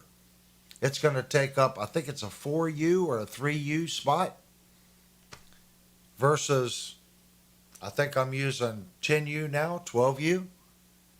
So a lot smaller. Smaller form factor and a lot more power because now I'm going to have all kinds of plugins on the wing rack. So I won't need, let me switch cameras here. A lot of this stuff here that I use, I won't need anymore because I'm already going to have a channel strip, okay, in the unit, okay? And it won't be one channel strip for one channel.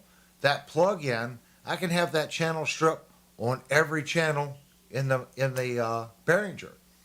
If I need a compressor limiter, this one only does 2 channels, channel 1, channel 2. So it's 2 compressors in one.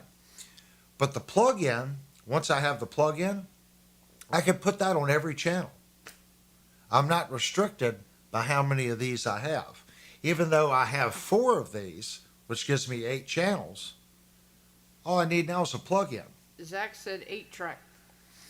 I at one time I had a TRS-8 Tascam. I believe that was an 1.5-inch tape. I used Ampex. I had that, and I had 2 Alesis blackface ADATs. And I also had a Korg M1 that had 8 tracks. So that was my studio when I had my home studio and recorded bands and did sound. Zach said VHS. Actually, VHS wasn't what people used. Penagor said Beta. Yeah, Beta was the better tape format. And then Tascam, Akai, and some of the other companies were using, I think it was the MK88 Tascam, which was 8-track, used the smaller video tapes. The reason they used those tapes, the tape was high quality and it was wide. So splitting that tape into 8 sections, you still had some tape. A cassette, they also did cassette 8 tracks. The problem was you were recording on such a small piece of tape, it would degrade really quick. Okay, but Memorex, all these companies did make high quality tapes, and as long as you kept it as 4 tracks, you were okay. Because a cassette was 4 tracks. You had side A, side B, left and right channel. So it played the whole tape in one direction, gave you 4 tracks. But when they split it to 8, just wasn't enough tape. All that's gone. It's gone. So in today's world, I think a small modeler, I think that's the way to go. Do I think they sound like a tube amp? They're getting really good. This Yamaha sounds really good. Trying to get my tube amp, okay, that I run through the interface to get it to sound the way it sounds when I use open mics, I've been struggling with that. I haven't found a good IR yet that gives me my greenback sound. I have downloaded one set of things to the pedal, but I can only load 8 hours at one time, and I can only get so many free. I don't want to buy an IR pack and find out I don't like them. And I don't really have anyone to bounce ideas off of that's using a similar system to mine that's going to say, these IRs are going to work well with your system. Because most people aren't using a system like that anymore. So it's going to be trial and error, but it's getting better. Tonight, I ran out of time. Again, speed and efficiency. This little Yamaha THR-10, right out of the headphone jack into the interface. It's simple. That's why I was kind of telling her she's already got like a little practice amp like this. This little THR-10, if she comes in, all she has to do is unplug the headphone jack and plug the guitar in it. It's actually a good sounding amp. I think this amp is going to sound better than that Fender. I really do. Does it sound better than the Fender when you take it off the PA system? Absolutely not. But coming out of the headphone jack and using these quality monitors with the power amp that I have, it sounds great. Steve says he said he'll send you an IR he thinks you might like. Oh, cool. I can load it on the pedal. But the factory THR's got these little speakers. They're like little 2x3s or 2x4s. So it's only going to do so much due to the little speakers. So when people probably go and listen to this amp, well, Avery's amp sounds awesome. What you guys are hearing is the sim of the amp. I'm coming out of the headphone jack of the amp to the interface. So if you're playing it in the room without the headphones, now you're introducing the little tiny speakers that are in it, and it sounds different. It does have decent imaging, but it doesn't have the bottom end that it needs. They're little tiny speakers. So if you had an FR cabinet or a PA cabinet, I think it's great. I think that's what she's hearing. She's coming in, unplugging it, plugging the guitar in it, and it sounds thin. I agree with that. But the amp sounds great going through the PA or directly to the interface. You're taking the little speakers out of the equation. So I don't know. I was trying to get her to maybe look at a small modeler. I don't know what the Helix stuff is going to run. Like Jupe's running the LT. I assume the prices are going to fall on that because the new Stadium stuff is out. I did look at the Helix rack mount module today. It's at $14.99. They are not reintroducing the new rack. So my question is, the rack equipment usually always has a better processor, more memory, stuff like that. There's more space. Will the rack mount module be able to be updated for the new architecture in the Stadium? I haven't heard anyone say that it can't, but I don't know if the new architecture is compatible to the old rack. If it is, I would still go with the rack mount module. I would, just because of the way I work. I think it would be better to have it in a rack and have the little floor controller to control it. That's just me. I don't need something else sitting on top of something, okay? Because I've already got the keyboard, I got the Line 6 stomp here, got the AG08 over here, got the THR here. I got a lot of stuff setting, and I don't even have room for my DP32 Tascam out here because it takes up more space. So, again, my DP32 is going to be obsolete. Once I get the wing rack and I get a DAW, I won't need the DP32. I haven't used it since I got the Akai. It just doesn't make any sense. I don't have the room for it. Things have changed.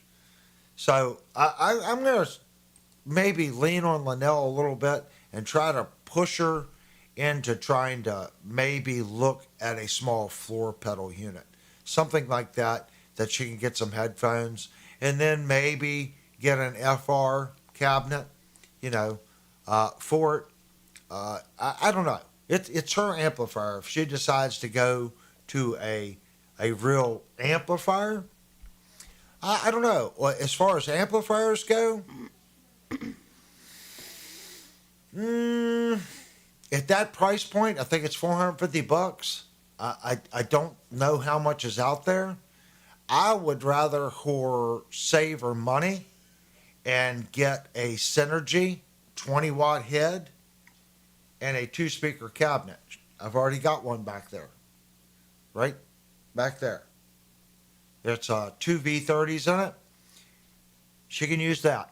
If she buys a little Synergy head, I've got an actual module that I don't use. She can put the Sedano module in it, and she'll have a kick-butt little amplifier. I think the Synergy model, the head is like $900. It's got the hours on it. If she wants to plug in her headphones, she can.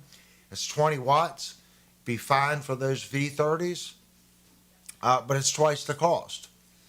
That head will be $850, $900. The Fender is, you know, plus you won't have effects. So, I don't know. If I had to pick and I was spending $450, I don't know if I would do the Fender. I think I would lean towards the Boss Katana, whether she gets an Artisan or a Gen 3 Katana. That's just how I'm thinking.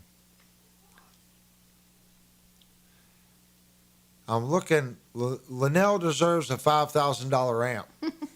Wow. I'll be working overtime for the next year for that, Zach. Well, that's okay. Devastator said Linnell deserves the world, you cheapos, and then Cheryl said, yes, Linnell needs the best. Linnell does well, guys. I treat Linnell very well.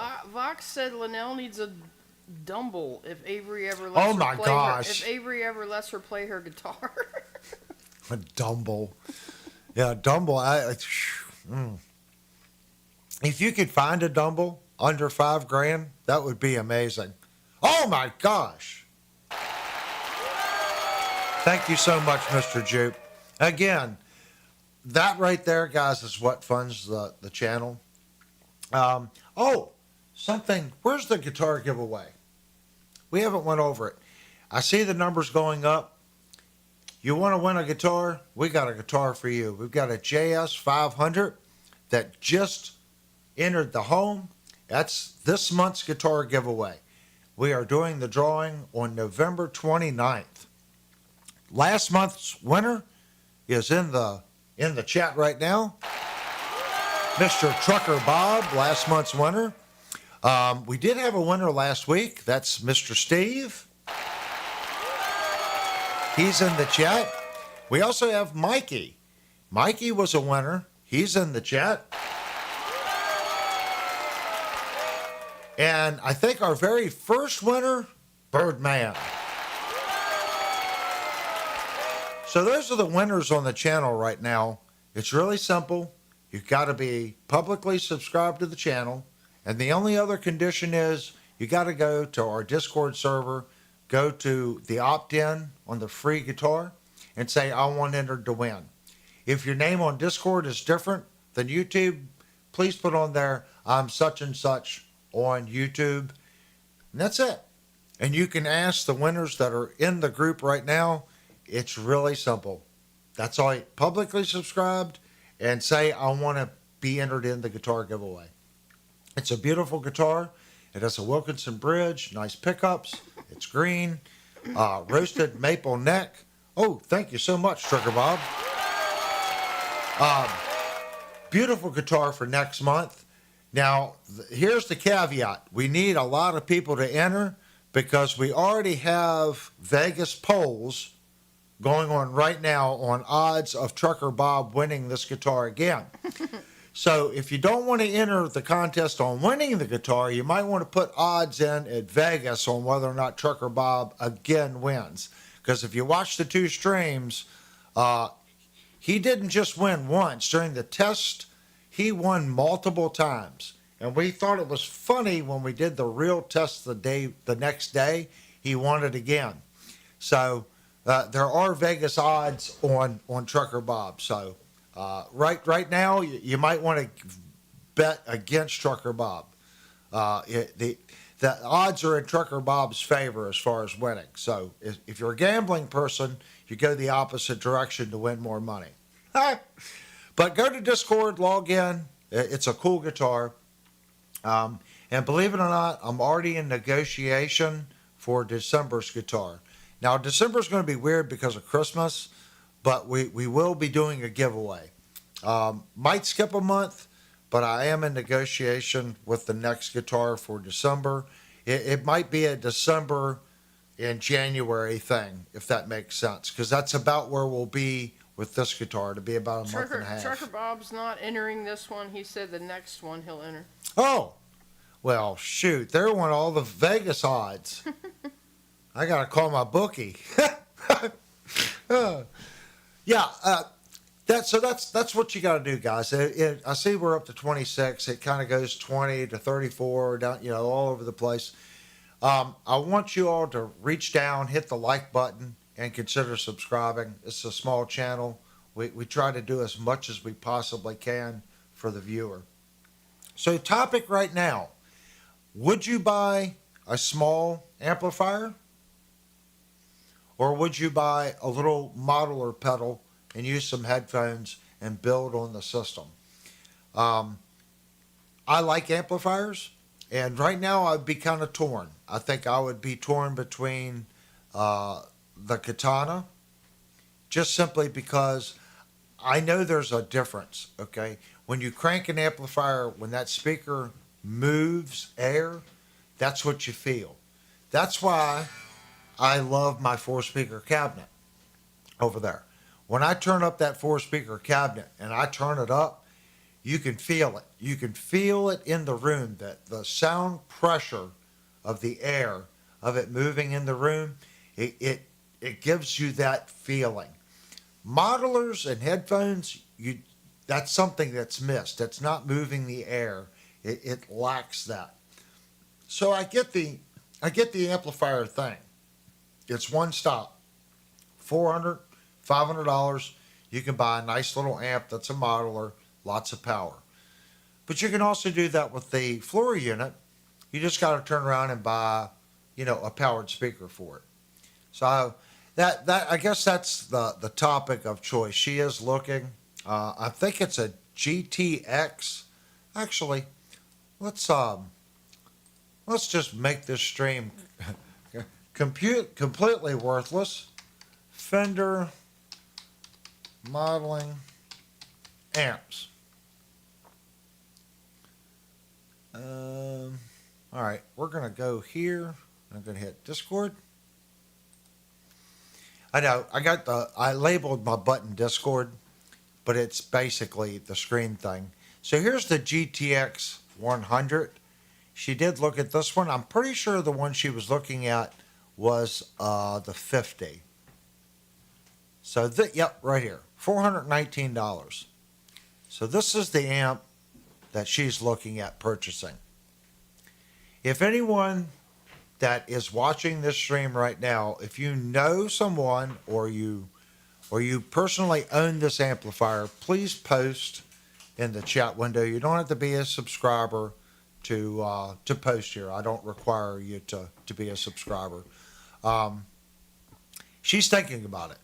And if everyone knows, this channel's about product information. So we want to get information out to people, quality information. And I said this last week, just don't say, oh, it's a piece of burp.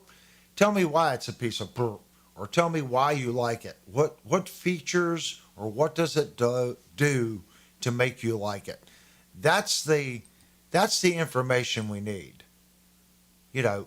What is it about the amplifier that you like? Is it the sound? Is it the interface? How easy it is to program? All these amplifiers, you can change the settings. I know they've gotten better as far as programming.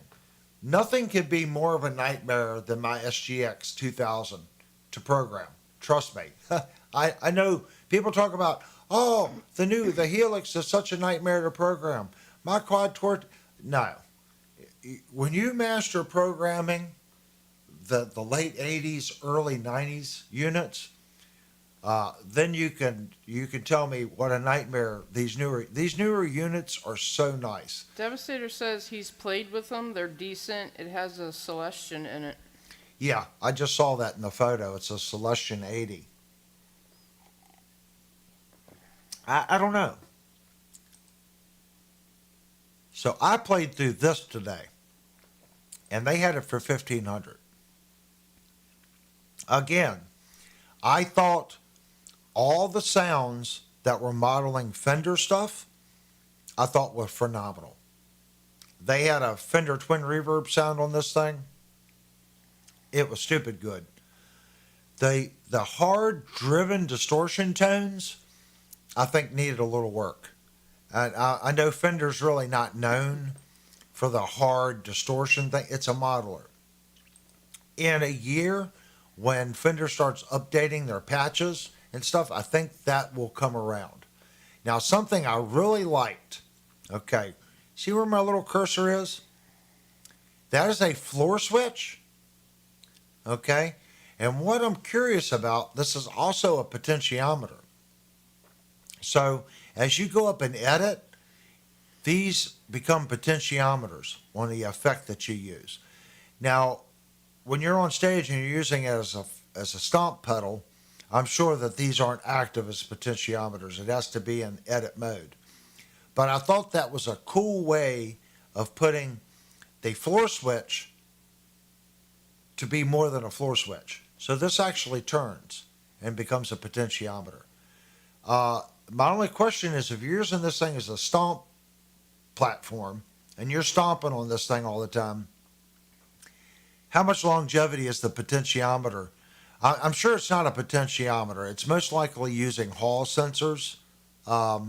If you're into RC, you'll know what I mean. It has sensors, little Hall sensors that tell it where it is in the travel. So I'm gonna assume that this is using Hall sensors, but it creates the potentiometer feel as you're changing the effects. It felt really robust. All these felt really stupid smooth. As you turn this, the notch as it turns, it felt nice. It really did. Now I get it. It's $1,700. It should feel nice. But I was really impressed with the dirt to clean sounds. I'm not saying the high gain stuff wasn't good. It was, but not as good as I'm used to hearing. That doesn't mean that it couldn't be programmed. I was using all factory settings. Devastator said magnetic sensors. Yeah, like a Hall. It's going to be like some type of Hall sensor. I'm sure it's not a potentiometer in there. So I don't know what other amplifiers that they have, but that's the one she was looking at. If you guys have any other suggestions, let me go up here and type in Boss. Boss Katana. Let's look at the Boss Katana. Now here's the Artist 3. I think this is the amp she should buy. I know it's $200 more, but I firmly believe this is the amp she should get over the GTX 50. Yeah, if someone has any experience with this amplifier, please post. But I know the second gen was stupid good. They make a head of this amp, just the head. It's $650. But I think this would be, and the reason for this, if you look at the, let's click. If you look at this, you've got knobs. All right, you can go right up and change your EQ on the fly. You've got different amp. It's all knobs. If you want clean, crunch, distortion, high gain, stupid gain, whatever it is, you just flip it to that. You've got a gain control, got a level control. Devastator Get says, your EQ. I agree, Avery. The Waza speakers in those are killer. Yeah, I think she should save an extra $200 and buy this amplifier right here. That's the one that I would get. Now, I'm not putting anything against the Gen. This is $350. I think that this amplifier would probably be a better amplifier than the $420 Fender. I do. I had the second gen on this amp, and it was a great little amplifier. But I think if she's going to spend the money, just get the Artisan, the Artist model. And right here's the head. So basically, for $10 more, you get the speaker and everything. Now, if she went this way, she could go this way. I told her I'll get that. We've got that V30 cabinet right there in the corner. So she could definitely go this way and have it as a head. Birdman says Mustang has the 70-80. 70-80. Well, he put 70, I think 70 and 80. Okay. Is that the wattage? because I think the Mustang was a 50 and a 100. Oh, I think the Mustang is a different amp. I bought I bought my son a Mustang amp. Now that you bring that up, I don't think the Mustang is as good as the GTX version. I could be wrong on that. So these are all the Boss amps. But what I'm saying, she could get this one. You know, that's a nice amp, and just use the cabinet over there in the corner. So Birdman said Celestion 7080 speaker. Oh, 7080 Celestion. Don't know that Celestion. Here I've got greenbacks and pentas. Devastator said Mustang is their entry level. You know what, guys?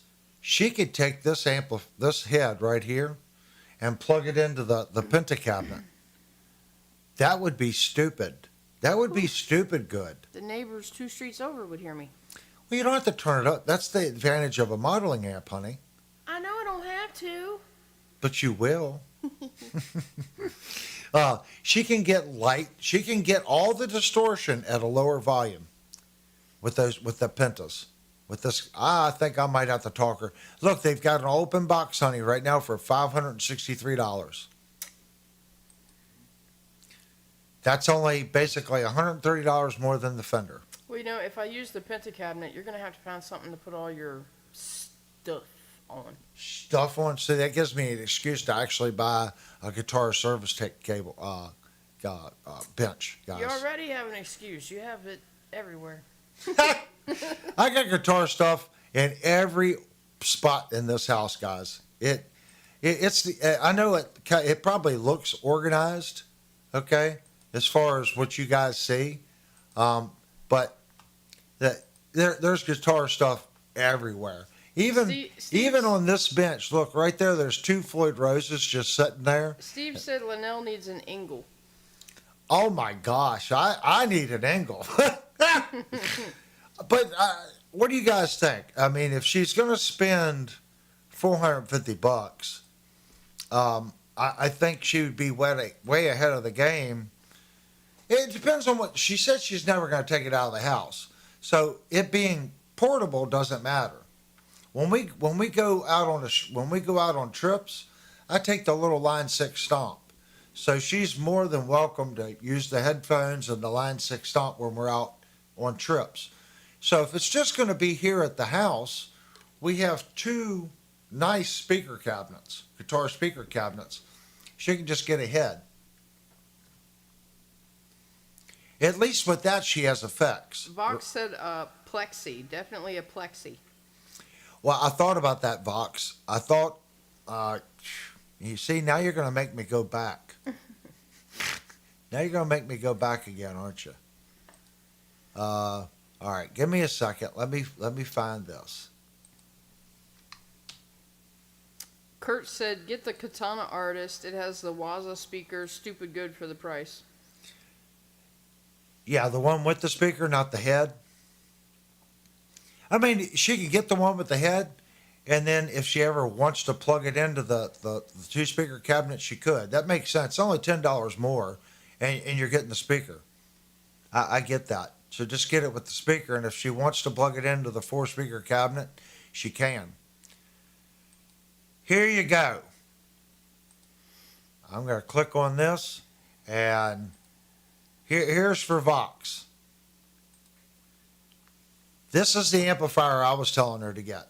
This is the Synergy.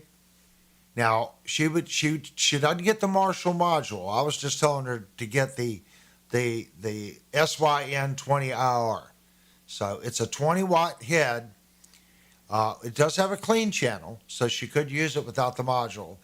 And I would pull my Sedano module out and stick it in it. But with the Marshall, now that's made by Marshall. Marshall's making it. It's $1,500.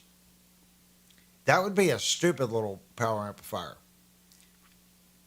So, if you want a Plexi, there you go. There's your Plexi on steroids. I don't need something for $1,500. No, that's a lot of money. But what I was saying is, you're going to be building the system. So do they sell it with no module? See, all these are being sold with modules. So what's the cost without the module? See, that one's got a module. So where is it without the module? Searching for Tone said you can also get the desktop unit for $5.99 and a Line 6 power cab. Yeah. Where's the desktop unit? I just put in Synergy. Vox said the quality is remembered long after the price is forgotten. Yeah, that's what I keep telling her. Synergy amps. So here's a 2-bay. I do know they have the desktop. Where is the desktop? Do they still make the desktop run? I'm not seeing a desktop module.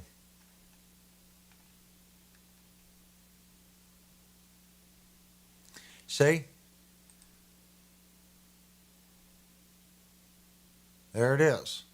But no module. But that's not the desktop. I know which one Brian's talking about, but I'm not seeing it.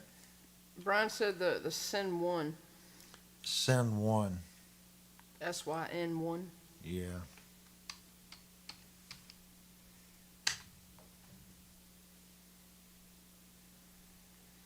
Yep, $5.99. They got 2 open boxes.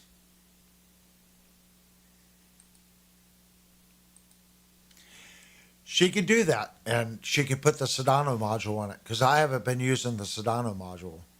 But I don't think this would only be for headphones. I don't think there's a power amp section in this, to my knowledge. Oh, okay, I guess that's why he said in a Line 6 power cab. Yeah. That would be completely up to her. If she wanted to go down that road, she could definitely do that. I think for what she's looking for, I think we're kind of barking up the wrong tree. I think the Katana Artisan that we were looking at earlier. Let me hit back. Yeah, the one with the speaker. Yeah, the one with the speaker. Yeah. Right here. And it makes sense. It's $10 more. She gets a speaker. But she could put it on top of that SR V30 cabinet or the Penta cabinet. And if she wants to get stupid, she could just plug it into that and then blow everyone away 3 blocks away. I mean, it's 100 watts. So I'm pretty sure this is going to have effects loop speakers. Yep, it has an 8 ohm, 16 ohm, 16 ohm B.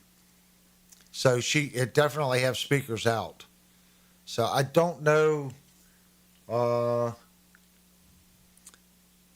think what she'd want to do, believe it or not, she's going to want to use the 16AB. That's probably stereo out, because the Penta cabinet is set up for stereo, so she could run that as stereo. She's got an effects loop, power amp in, so you can bypass the preamp on this as well. It's got stereo headphone out.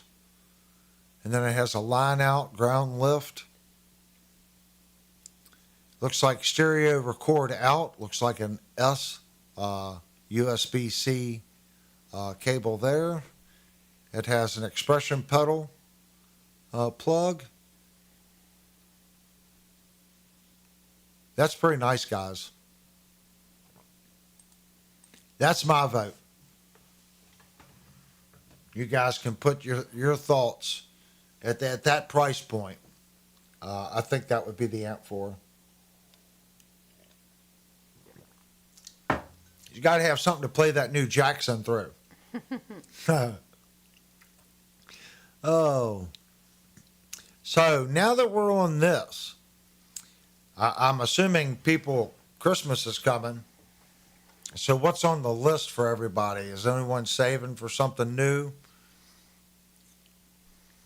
Searching for tone, no need. You need a power amp to go into the FX loop in the front of the amp. Yeah. I think the Katana Artist would be all she needs if she ever gets more effects. And I've got processors here, so she could very easily turn around and put one of these Digitech Studios and release this Quadraverb. I got to release this Miniverb 4. She could steal one of these rack units, have a ton of different effects. So I think that's something she could definitely grow into. Be all the amps she'd ever need.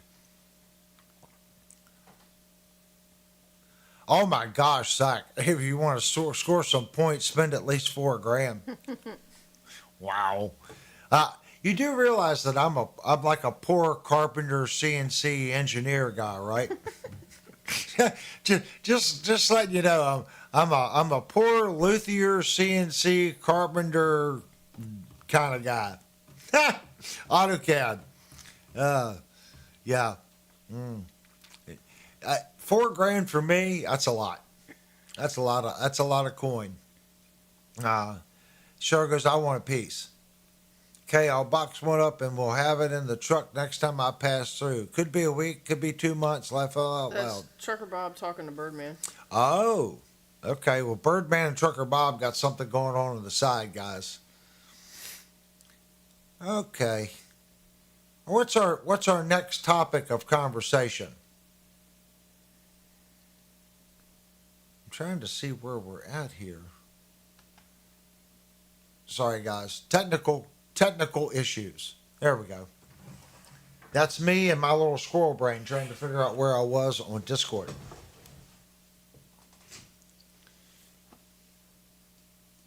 This is a guitar channel, so I should play a little bit. Let's turn on our little amplifier.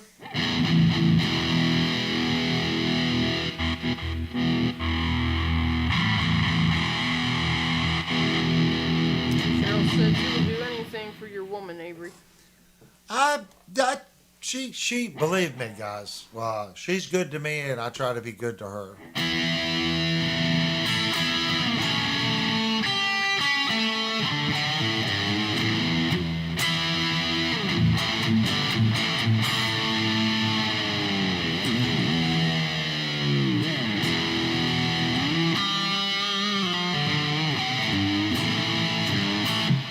This guitar will spoil you on what it does.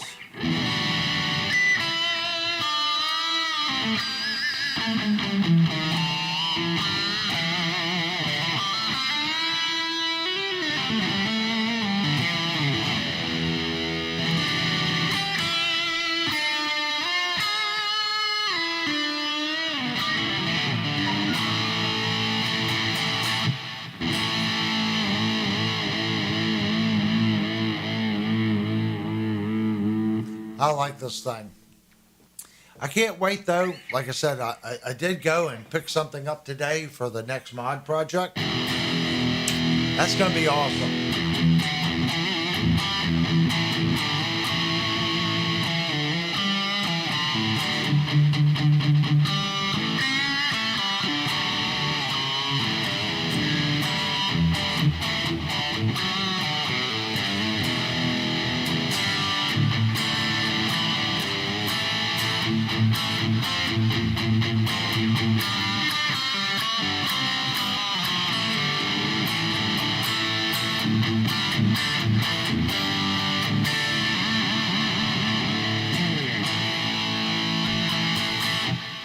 Yeah, that's a nice guitar. Linnell has not been playing, just so you guys know, she hasn't been playing the Jackson in front of me.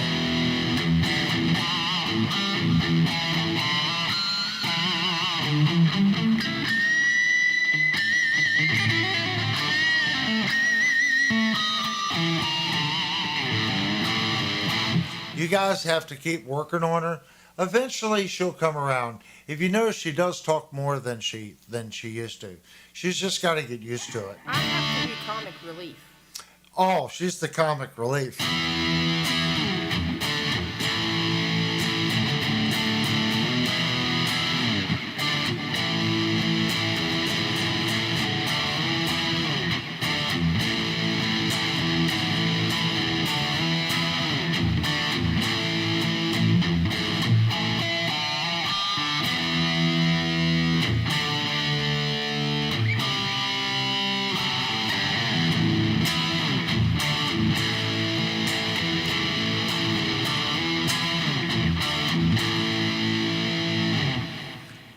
It's amazing how Kurt, the small modelers have gotten. Kurt said buy a Yamaha THR 30 and do a video comparing the 10 to the 30. I'm I'm not too sure, Kirk, but I'm pretty sure the main difference is just the battery. That's why we bought this one, and I think there's a difference. The 30 has main outs, so I wish they made that one with the main outs without the battery, because I think that's, excuse me, I think that's the only differences. That's why I'm using the headphone out to the interface. It doesn't actually have main outs. I think on the 30 you get main amps and main outs, and it has the battery. Pretty sure that's the only difference. And I think the speakers are bigger in the 30, so it sounds better on your desktop. But that amp's like 500, 550. So at that price, I'm going to say she definitely just needs to get the Boss, because we already have this one. That's what you're listening to tonight.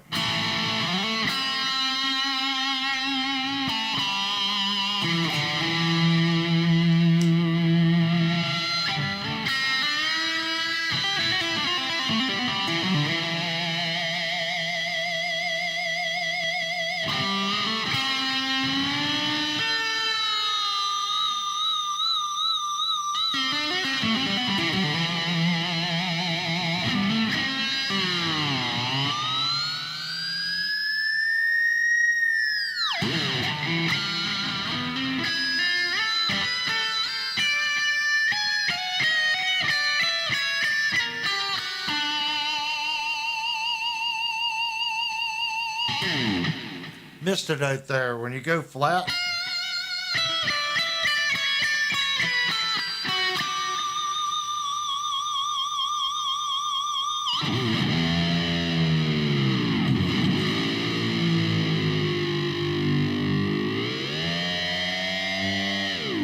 that's where the Sustainiac kind of, if you're doing that slow,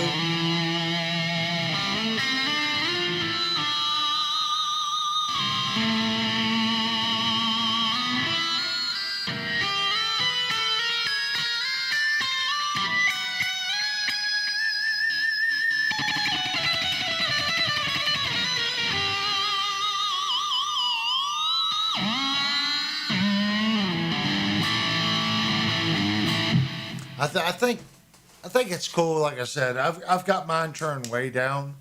Let's try it in the other position.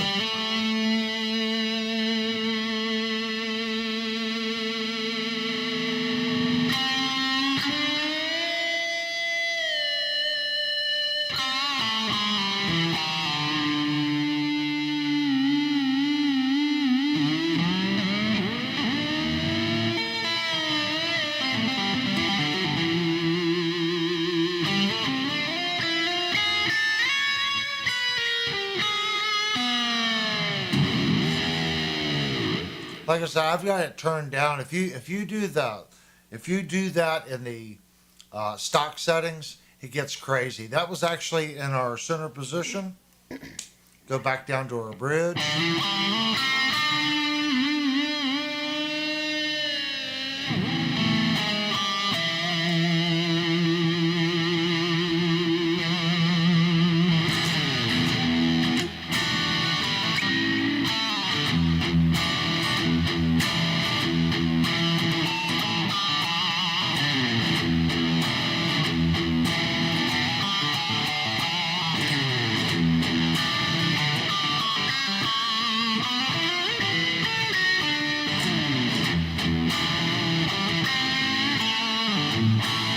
See, it's almost uncontrollable by lifting.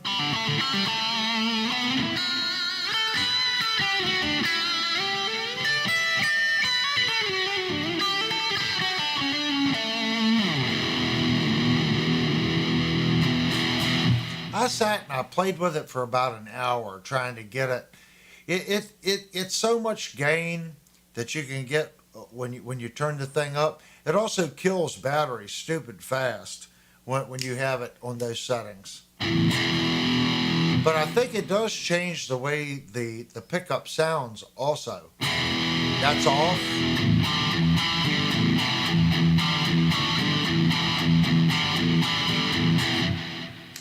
turn it on.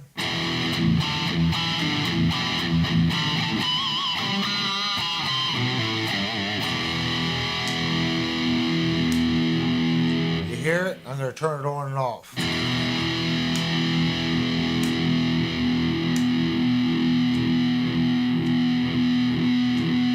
I don't know if that's coming through, but there is a difference. I can hear it in the headphones.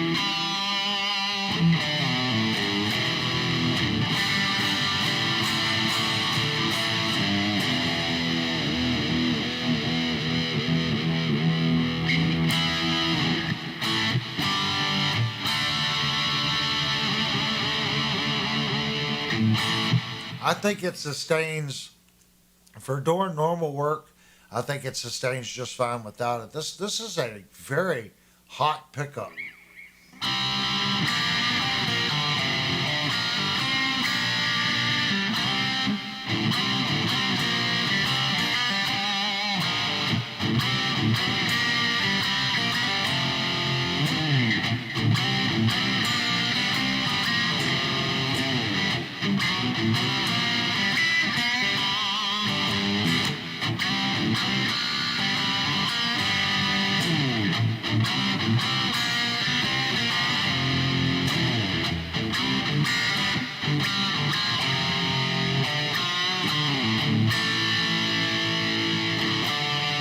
It's pretty hot. I can't, like I said, it's growing on me slowly, but it's pretty hot. I want to tell you guys what I got, but I don't want to tell you guys what I got. Isn't that awful? I'm so excited about this new guitar I'm going to build. I'm chomping at the bit to tell you guys, but I swore I wasn't. Isn't that awful? Oh. All right, what am I missing, honey? Nothing. They're talking about mustard. Oh my gosh. That's tonight's sponsor. If you all missed the sponsor earlier, it's tonight's sponsor. If you want to sponsor our show, all you have to do is send in your what you want me to read, and we'll get you on your sponsor list. Devastator said Nestle hot chocolate is next week's. Oh, that probably should be a good sponsor for the show. We drink enough of it. Okay, guys, I hate to say it, but I think we're going to end early tonight. I've pretty much touched all the topics that I wanted to hit. If you want to enter the guitar giveaway, I don't know who's watching the stream right now. We have a Jet JS 500 that we're giving away. All you have to do is be publicly subscribed to the channel. We are trying to grow the channel. And I want to thank everyone that has subscribed. We're at 2,300 and I think 6 right now. So I need to change my little screen thing. I meant to do that before the stream. I promise I'll have it changed before Thursday night. All you got to do is be publicly subscribed. Go to Discord and say, I want to enter in on the new guitar giveaway. And if your name is different than what it is on YouTube, please put it in there. I'm such and such on YouTube, and I would like to try to win the Jet JS 500. And it's really that simple. So that's all we got for this month on the giveaway. We are giving it away on the 29th. And as I said, we've already picked out the next guitar. Don't have it yet, but unless something changes, we have picked out the next guitar. All right, guys, I want to thank everyone for coming in to the stream tonight. I would go longer, but today was crazy. We've got a lot of product in the mail, so if you're waiting for something from us, I apologize that it took so long. It's just been a really crazy week, but everything is shipped out. If you, for some reason, don't receive it and something happens to the tracking, please let us know. Knock on wood, hopefully everything's going to be okay with it. If you have any issues with anything, just give me a call. That's what I'm here for. Discord as well. You can reach out to me on Discord. I don't always check my private messages every night. So if I don't respond the first night, it's just because I didn't check it. Give me a day or two to get in there and check it. I want to thank the moderators of tonight, anyone that came in. The people with the blue wrenches, that's who keeps the channel going and keeps it as a family friendly show. That's what we try to do, is family friendly. Any ideas on up and coming shows, please go to Discord and put that in shows and topics. And if you want to come on here with me, we're all about it. We have a room on Discord, and you know how it works because Devastator and I were both on here sharing the screen one night. If you have content that you want to go over, whatever that is, reach out to me on Discord, and we will make sure that we do a split screen content for that. Whether it's fixing something or something new that you got, we're wanting to bring more people into the live stream, so that's something that I want to start doing. Okay, guys, we're going to end with the 5-minute in-stream thing. And that's where you guys always get to talk and close out your conversations. And hopefully have a new video out mid next week. If not, it'll be Friday night. I'm in the middle of editing it right now. It's another repair video. Probably going to split this one into 2 videos because it's going to be a long one if I don't.